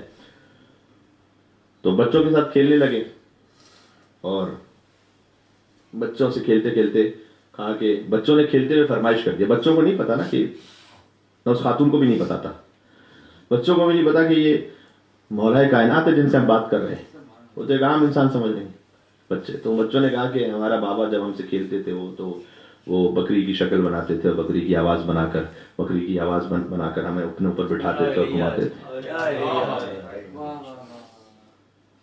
امیر المومنین نے فرمایا کہ اے علی، اگر اس وقت تم بکری کی آواز نکال کر یتیم کے دل کو خوش کر لو تو یہ تمام ان چیزوں سے بہتر ہے کہ جن پر سورج چمکتا ہے۔ لہٰذا اے علی اس میں شرم نہ کرو۔ سبحان اللہ، ولی الکائنات ہو جو امیر المومنین ہو، امام المتقین ہو، وہ جھکے اور بکری کی آواز نکالنا شروع کی۔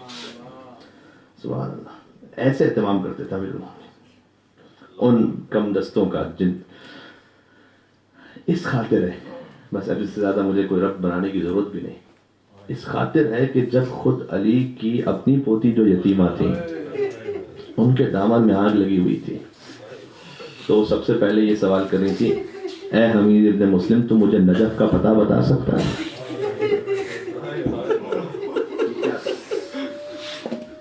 اس لیے کہ سکینہ سے بڑھ کر کون جانتا ہوگا کہ علی کیسے مشکل کشا ہیں یتیموں کے لیے۔ تو وہ فریاد کر رہی تھی۔ حمید ابن مسلم نے آگے بڑھ کر جب آگ بجھانا چاہی تو بچی پیچھے ہٹ گئی، کہا دیکھ میں آل محمد سے تعلق رکھتی ہوں، کوئی نامحرم میرے جسم کو ہاتھ نہیں لگا سکتا۔ اس نے کہا بی بی فقط میں دامن پر کپڑا پکڑ کے آگ بجھا دوں گا بی بی۔ جب کپڑے کو پکڑ کے اس نے آگ بجھا لی تو سکینہ نے کہا کہ اب تک جو بھی آیا تماچے مارنے والا آیا تھا، کوڑے لگانے والا آیا تھا، تو ایک مہربانی کر، تو کچھ رحم دل لگتا ہے، تو نے آگ بجھا دی ہے، تو ایک اور مہربانی کر دے، تو مجھے یہاں سے کوفہ کا راستہ بتاتے ہیں۔ کبھی بھی اصل روایت میں لفظ کوفہ ہے کیونکہ امیر المومنین کی قبر مخفی تھی تو وہ کوفہ کا لفظ ہے۔ کہ بی بی آپ کوفہ جا کے کیا کریں گی؟ کہ تجھے نہیں خبر وہیں پر میرے دادا علی مرتضیٰ مشکل کشائے کائنات کی قبر ہے، میں وہاں جا کے فریاد کروں گی کہ دادا آپ تو ہر ایک کی مشکل کشائی کرتے تھے، آج آپ کی سکینہ یتیمہ ہے کہ جو تماچے کھا رہی ہے تو مشکل میں۔ اللہ اکبر، سکینہ کا جو سفر ہے کون بیان کر سکتا ہے، کس میں اتنی جرت ہے۔ یہ بچی آپ نے سنا ہے روایات میں ہے کہ بی بی گر گئی تھی اونٹ سے اور حسین کا سر جس نیزے پر تھا وہ نیزہ زمین میں گڑ گیا تھا۔ یہ روایت صحیح ہے لیکن روایت میں یہ نہیں پڑھا میں نے کہ بی بی گر گئی تھی، روایت میں بی بی دھکا دے کر گرا دی گئی تھی۔ سکینہ کو گرا دیا گیا تھا تاکہ کاروان آگے بڑھ جائے، خبر ہی نہ ہونے پائے کسی کو، سکینہ رہ گئی جنگلوں میں، لیکن حسین کا سر جس نیزے پر تھا وہ نیزہ گڑ گیا زمین پر۔ شمر آیا میرے بیمار امام سید الساجدین کے پاس اور پشت سید سجاد پر کربلا کی تاریخ رقم ہونا شروع ہوئی۔ یہ جملہ سمجھ گئے آپ میں کیا کہنا چاہتا ہوں؟ پشت سید سجاد لہو نہان ہو چکی تھی، سوال کیا بابا آپ چلتے چلتے رک کیوں گئے ہو؟ حسین کے کٹے سر سے آواز آئی بیٹا میں تیرے مصائب کو دیکھ رہا ہوں لیکن کیا کروں میری سکینہ جنگل میں گرا دی گئی ہے، جب تک میری سکینہ نہ آ جائے گی تو آگے نہیں۔ یہ سفر ہے بی بی سکینہ سلام اللہ علیہا کا۔ یہ واقعہ بھی ملتا ہے تاریخ میں کہ جب بی بی بہت پیاسی تھی موقع پر اور شمر اپنے سپاہیوں کو قریب میں پانی پلا رہا تھا تو بی بی آ گئی اور آ کر بی بی زینب سلام اللہ علیہ سے اجازت لے کر آئی تھی، اور اگر حسین نے کربلا میں علی اصغر کے لیے سوال آپ نہ کیا ہوتا تو شاید زینب کبریٰ کی اجازت نہ دیتی۔ یہ حجت تمام کرتے تھے اہل بیت، ورنہ کوثر کے مالک تھے، وہ حجت تمام کرتے تھے کہ تم کتنے لئیم کتنے پست ہو۔ بی بی سکینہ کو اجازت دی، وہ جب جاتی ہیں شمر سے کہا دیکھ تو اپنے سپاہیوں کو جتنا پانی پلانا ہے پلا دے، کچھ پانی بچ جائے تو پھر مجھے پلا دینا۔ اس لئیم نے گھوڑوں کو بھی پانی پلا دیا، سپاہیوں کو پانی پلا دیا، تھوڑا سا پانی رہ گیا تھا، بچی کو امید بڑھ آئی کہ شاید اب مجھے پانی مل جائے گا۔ کسی بچی کی ایسے امید نہ ٹوٹے جیسے سکینہ کی امید۔ شمر نے سارا پانی زمین پر ڈالا، گیلی خاک سکینہ نے اپنے سر پر رکھ کر خوراک کر کے کہا چچا تو چلا گیا، سکینہ کو پانی پلا۔ آخری جملہ کرنا چاہتا ہوں، آپ کی ثنائے بلند خدا آپ کو کسی غم میں نہ رلائے سوائے غم اہل بیت کے، خاص طور پر جن کی بھی اولادیں ہیں اللہ انہیں سکینہ کے صدقے میں شاد و آباد رکھے۔ جو صاحبان اولاد نہیں اس مجلس کے صدقے میں دعا دے رہا ہوں حسین کی یتیمہ سکینہ کے صدقے میں وہ صاحبان اولاد ہیں، اور جن اللہ نے بیٹیاں عطا کی ہیں آپ جو بیٹے ہیں حسین کی بیٹی کے صدقے میں اللہ سلامت رکھے۔ آخری جملہ ایک منزل آئی زندان شام میں، یہ بچی گریا کر رہی تھی، گریا کرتے کرتے کچھ ہی خاموش ہوئی تھی کہ اچانک پھر بیدار ہوئی کہ بڈھی اماں میرا بابا یہاں آیا تھا، میرا بابا ابھی مجھے لینے کے لیے آیا تھا، وہ کہاں چلا، میرا بابا کہاں چلا گیا بڈھی اماں۔ ایک مرتبہ زینب کبریٰ عالمہ غیر معلمہ ہے، ظاہر ہے کہ جانتی ہیں کہ اب کیا امر واقع ہونے والا ہے، حسین لینے کے لیے آئے ہیں سکینہ کو، بس جیسے گریا بلند ہوا تو یزید نے کہا کہ اس بچی کو خاموش کروائے، میری نیند میں خلل ہے۔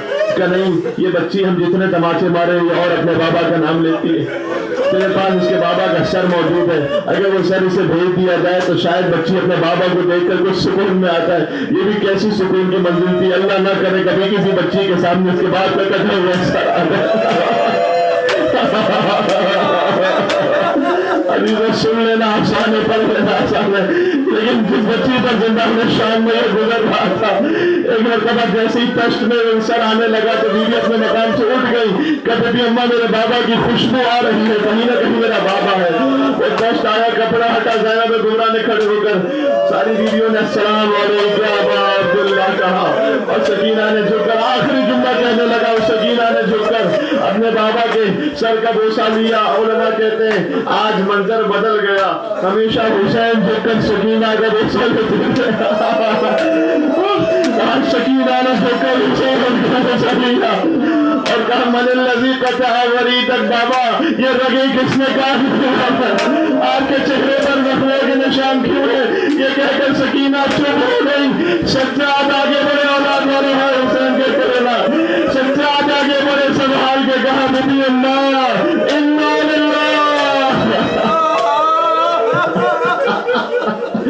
انا للہ و انا الیہ راجعون، رضن بقضائک و تسلیما۔ وہ بھی اماں میری سکینہ مجھے چھوڑ کر رخصت ہو گئی۔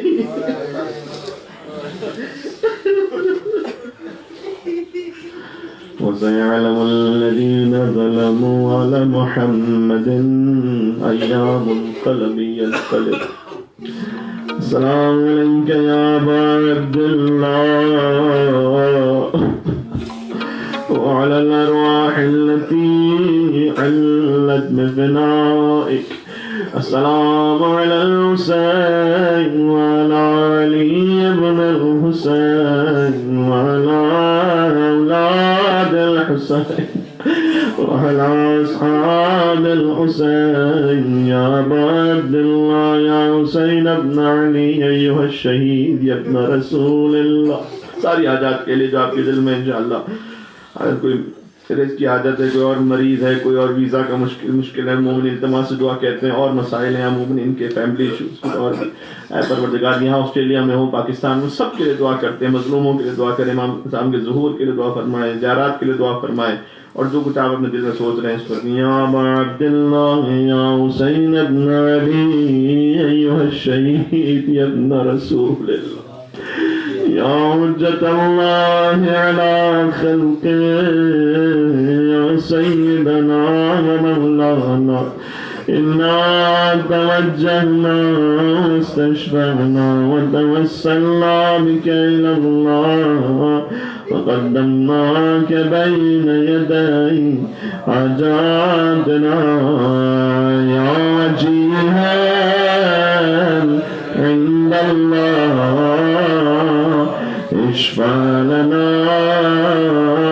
عند الله ما شاء الله اور مل کے يا وجيها عند الله اشفع لنا عند الله وانت الإمام حسين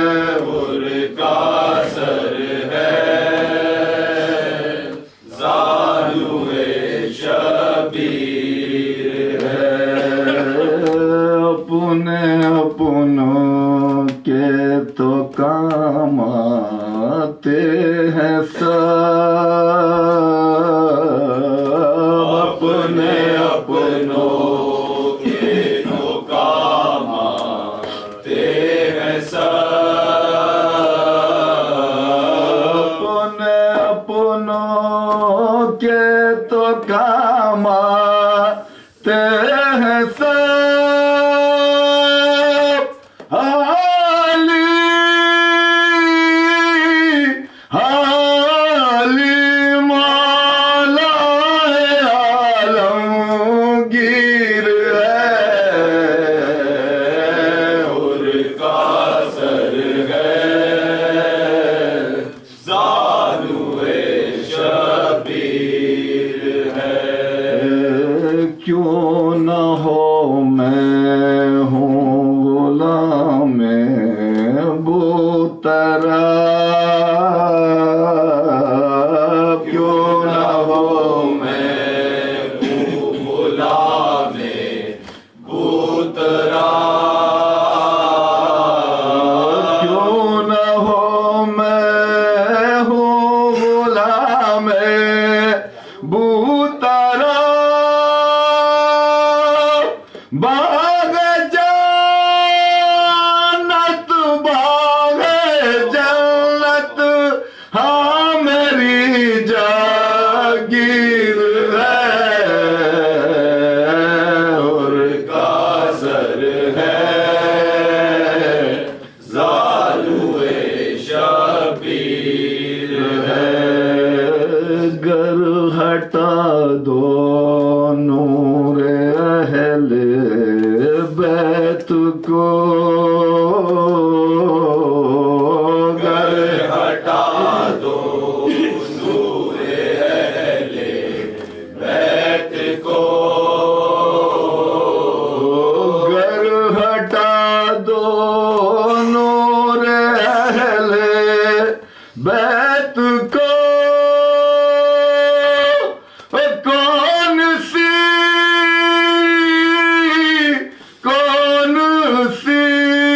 اسلام میں تنویر ہے اور قاصر ہے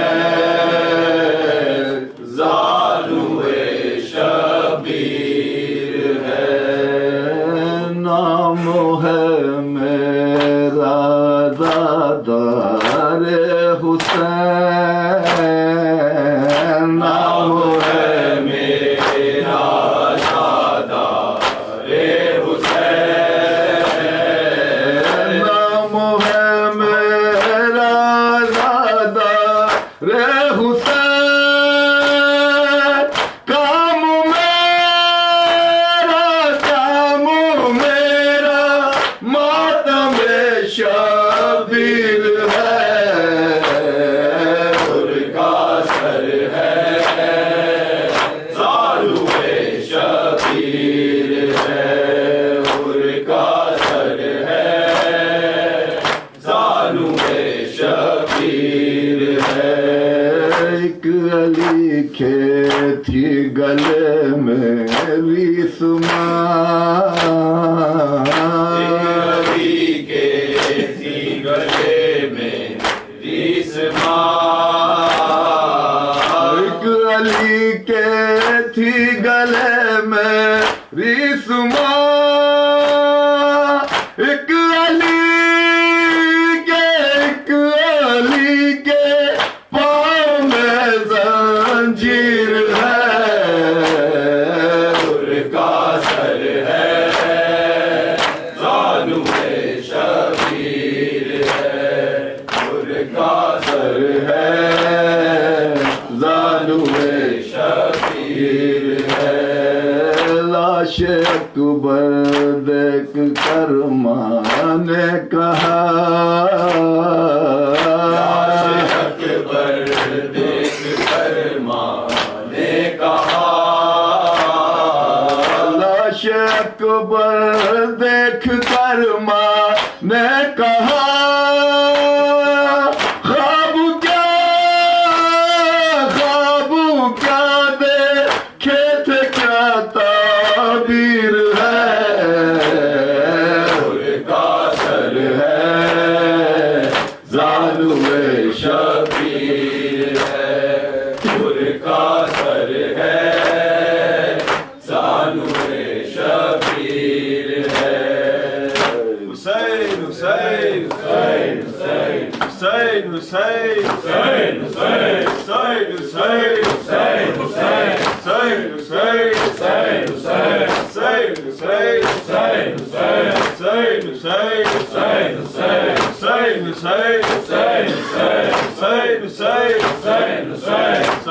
ای زبور دشت نینوا میرے لشکر حسین زبور دشت نینوا میرے لشکر حسین زبور دشت نینوا میرے لشکر حسین زبور دشت نینوا میرے لشکر حسین نہنگ قلزم وغا امیر لشکر حسین خدنگ ترکش قضا امیر لشکر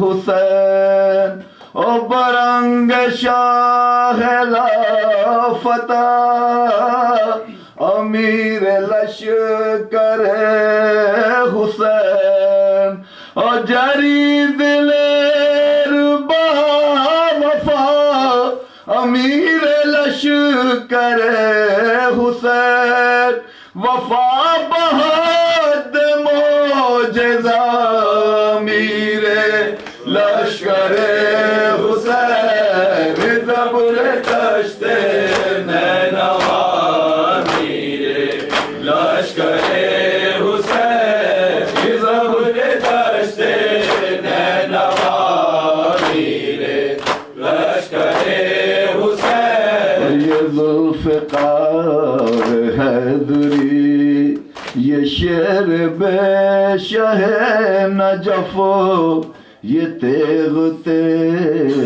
ہاشمی نشان جورت سلف او ہر کمر کدے نظر کفیل تشنگان تفو او کنار نہر القمر تمام فوج کا ہدف کسی سے پر نہ رک سکا میرے لشکر حسین زبور دشت نینوا میرے لشکر حسین زبور دشت نینوا میرے لشکر حسین بہادران استغاثہ میں اس جری کے تذکرے او دلاوران تغاثہ میں اس جری کے تذکرے او ہر ایک وفا کی انجمن میں اس جری کے تذکرے اور رسول پاک کے چمن میں اس جری کے تذکرے غرور آل مصطفیٰ میرے لشکر حسین زبور دشت نینوا میرے لشکر حسین زبور دشت نینوا میرے لشکر حسین حسین کا اخی بھی ہے حسین کا غلام بھی حسین کی سپر بھی ہے تبر بھی ہے حسام بھی حسین کی ذرا بھی ہے کما بھی ہے سہام بھی اور حسین حکم دے گا تو شمر سے کلام بھی وگرنہ وہ کجا کجا میرے لشکر حسین زبور دشت نینوا میرے لشکر حسین زبور دشت نینوا میرے حکم دیں اگر ابھی یہ سبوں کو دیکھ لے، ابھی عراق و شام کو، ابھی حلب کو دیکھ لے، اور ابھی یہ کوفیہ نبے ادب کو دیکھ لے، اور مقابلہ جو پڑے تو کل عرب کو دیکھ لے، مثال شاہ لافتہ میرے لشکر حسین، زبر دشت نینوا میرے لشکر حسین، زبر دشت نینوا میرے لشکر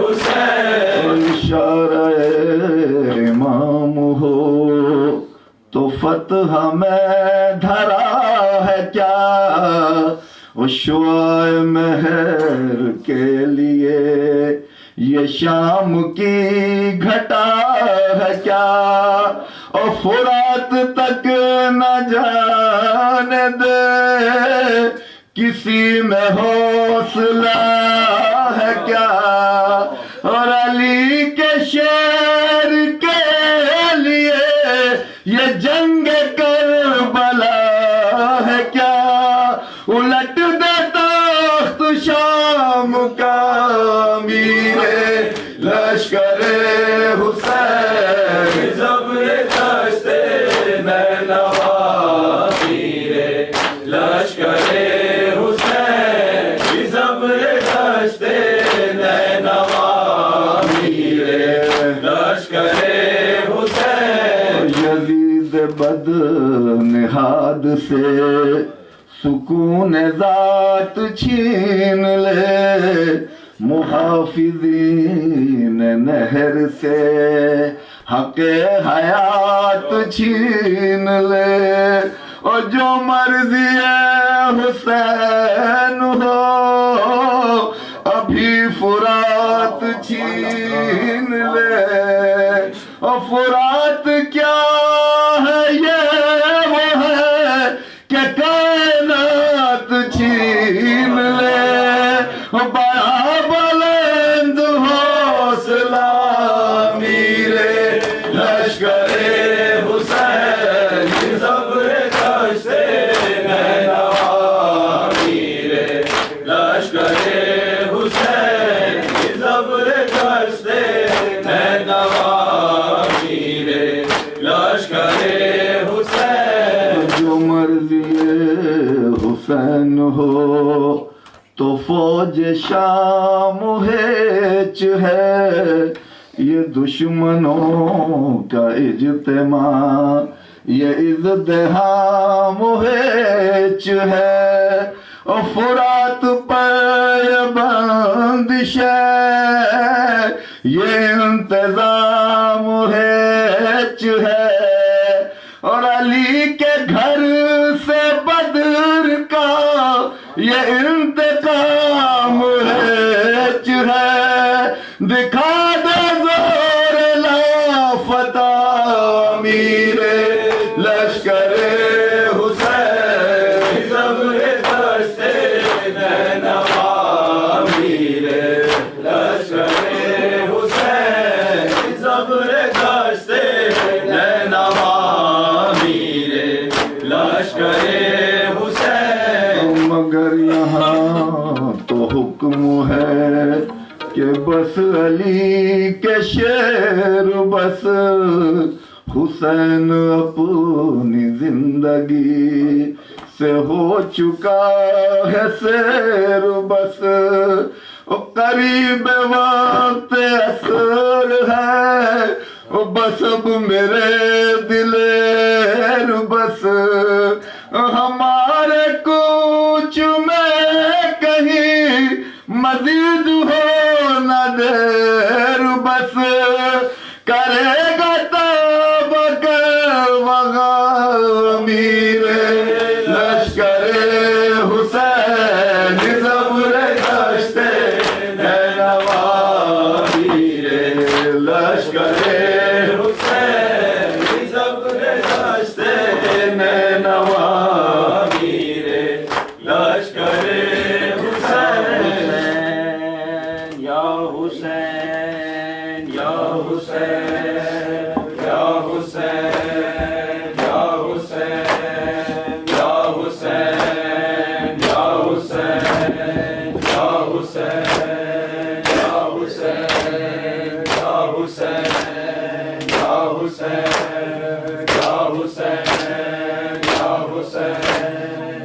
حسین یا حسین یا حسین یا حسین کے تماچے معصومہ کھا رہی ہے رخساروں کے تماچے معصومہ کھا رہی ہے رخساروں کے تماچے معصومہ کھا رہی ہے رخساروں کے تماچے معصومہ کھا رہی ہے رخساروں کے تماچے معصومہ کھا رہی ہے رخساروں کے تماچے معصومہ کھا رہی ہے بابا کو زیر خنجر بابا کو زیر خنجر بیٹی بچا رہی ہے رخساروں کے تماچے معصومہ کھا رہی ہے رخساروں کے تماچے معصومہ کھا رہی ہے رخساروں کے تماچے معصومہ کھا رہی ہے رخساروں کے تماچے معصومہ کھا رہی ہے بابا کو زیر خنجر بابا کو زیر خنجر بیٹی بچا رہی ہے رخساروں کے تماچے معصومہ کھا رہی ہے رخساروں کے تماچے معصومہ کھا رہی ہے رخساروں کے تماچے معصومہ کھا رہی ہے آغوش میں پسر کے ننھے سے ہاتھ باندھے آغوش میں پسر کے ننھے سے ہاتھ باندھے ظالم نہ مار سر میں ظالم نہ مار سر میں گھر سے جا رہی ہے رخساروں کے تماچے معصومہ کھا رہی ہے رخساروں کے تماچے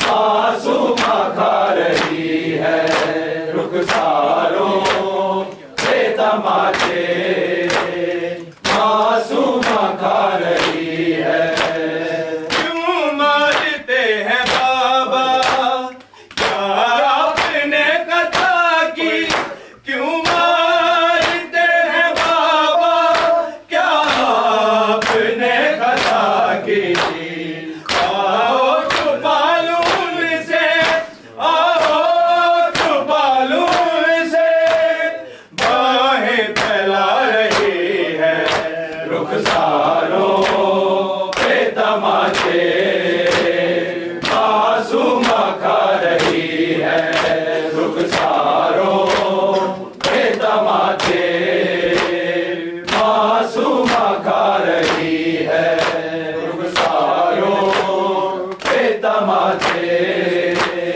معصومہ کھا رہی ہے شاہ کے گلے پہ خنجر جب شمر نے چلایا شاہ کے گلے پہ خنجر جب شمر نے چلایا عباس کو مقتل سے عباس کو مقتل سے رو رو بلا رہی ہے رخساروں کے تماچے معصومہ کھا رہی ہے رخساروں کے تماچے معصومہ کھا رہی ہے رخساروں کے تماچے معصومہ کھا رہی ہے پھر لاشائے اکبر سے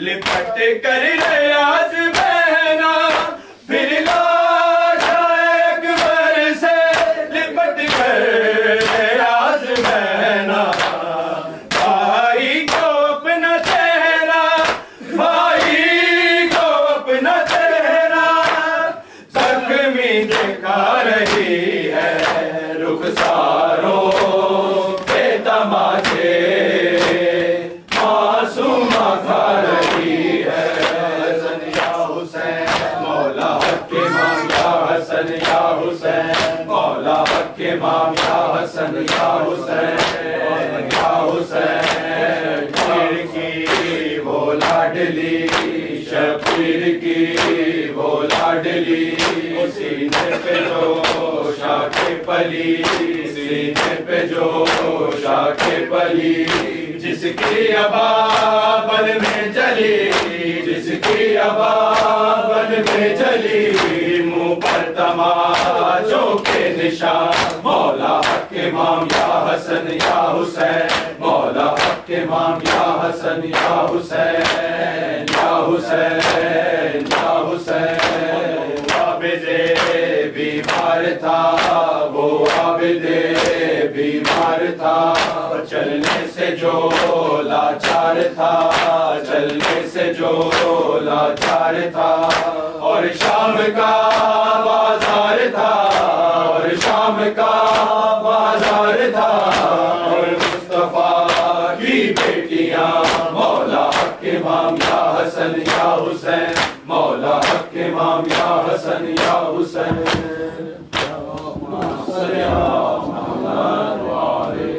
متوجہ زارت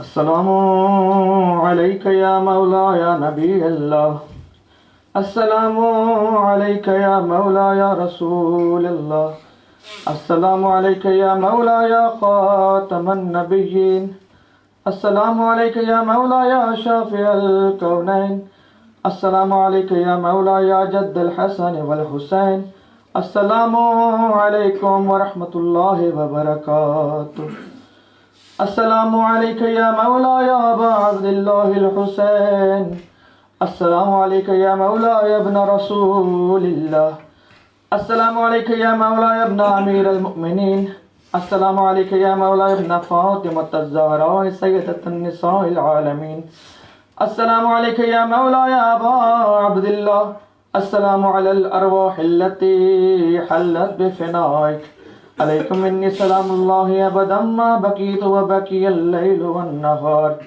ولا جعله الله آخر العهد منی لزیارتکم السلام علی الحسین وعلی علی ابن الحسین وعلی اولاد الحسین وعلی اصحاب الحسین السلام علیک علی اختک زینب السلام علیک علی بنتک سکینہ ورحمۃ اللہ وبرکاتہ السلام علیک یا مولا یا ابا الفضل العباس ابن امیر المؤمنین السلام علیک یا مولا یا ایہا العبد الصالح المطیع للہ ولرسولہ ولامیر المؤمنین والحسن والحسین اشہد انک قد جاہدت ونصحت وصبرت علی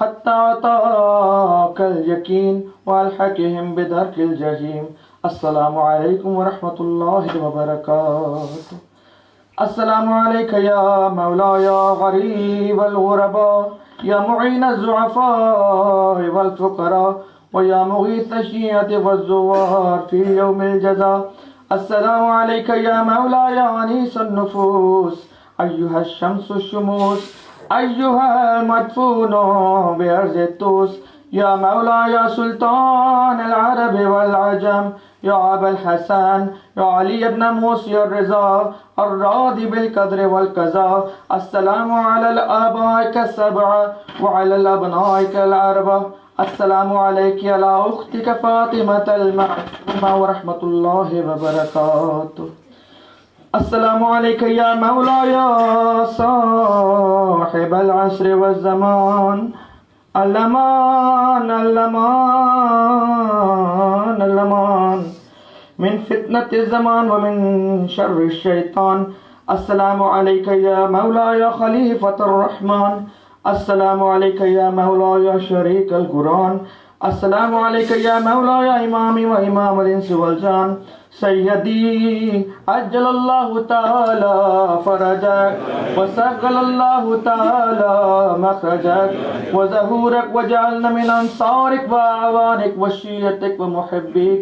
السلام عليكم ورحمة الله وبركاته.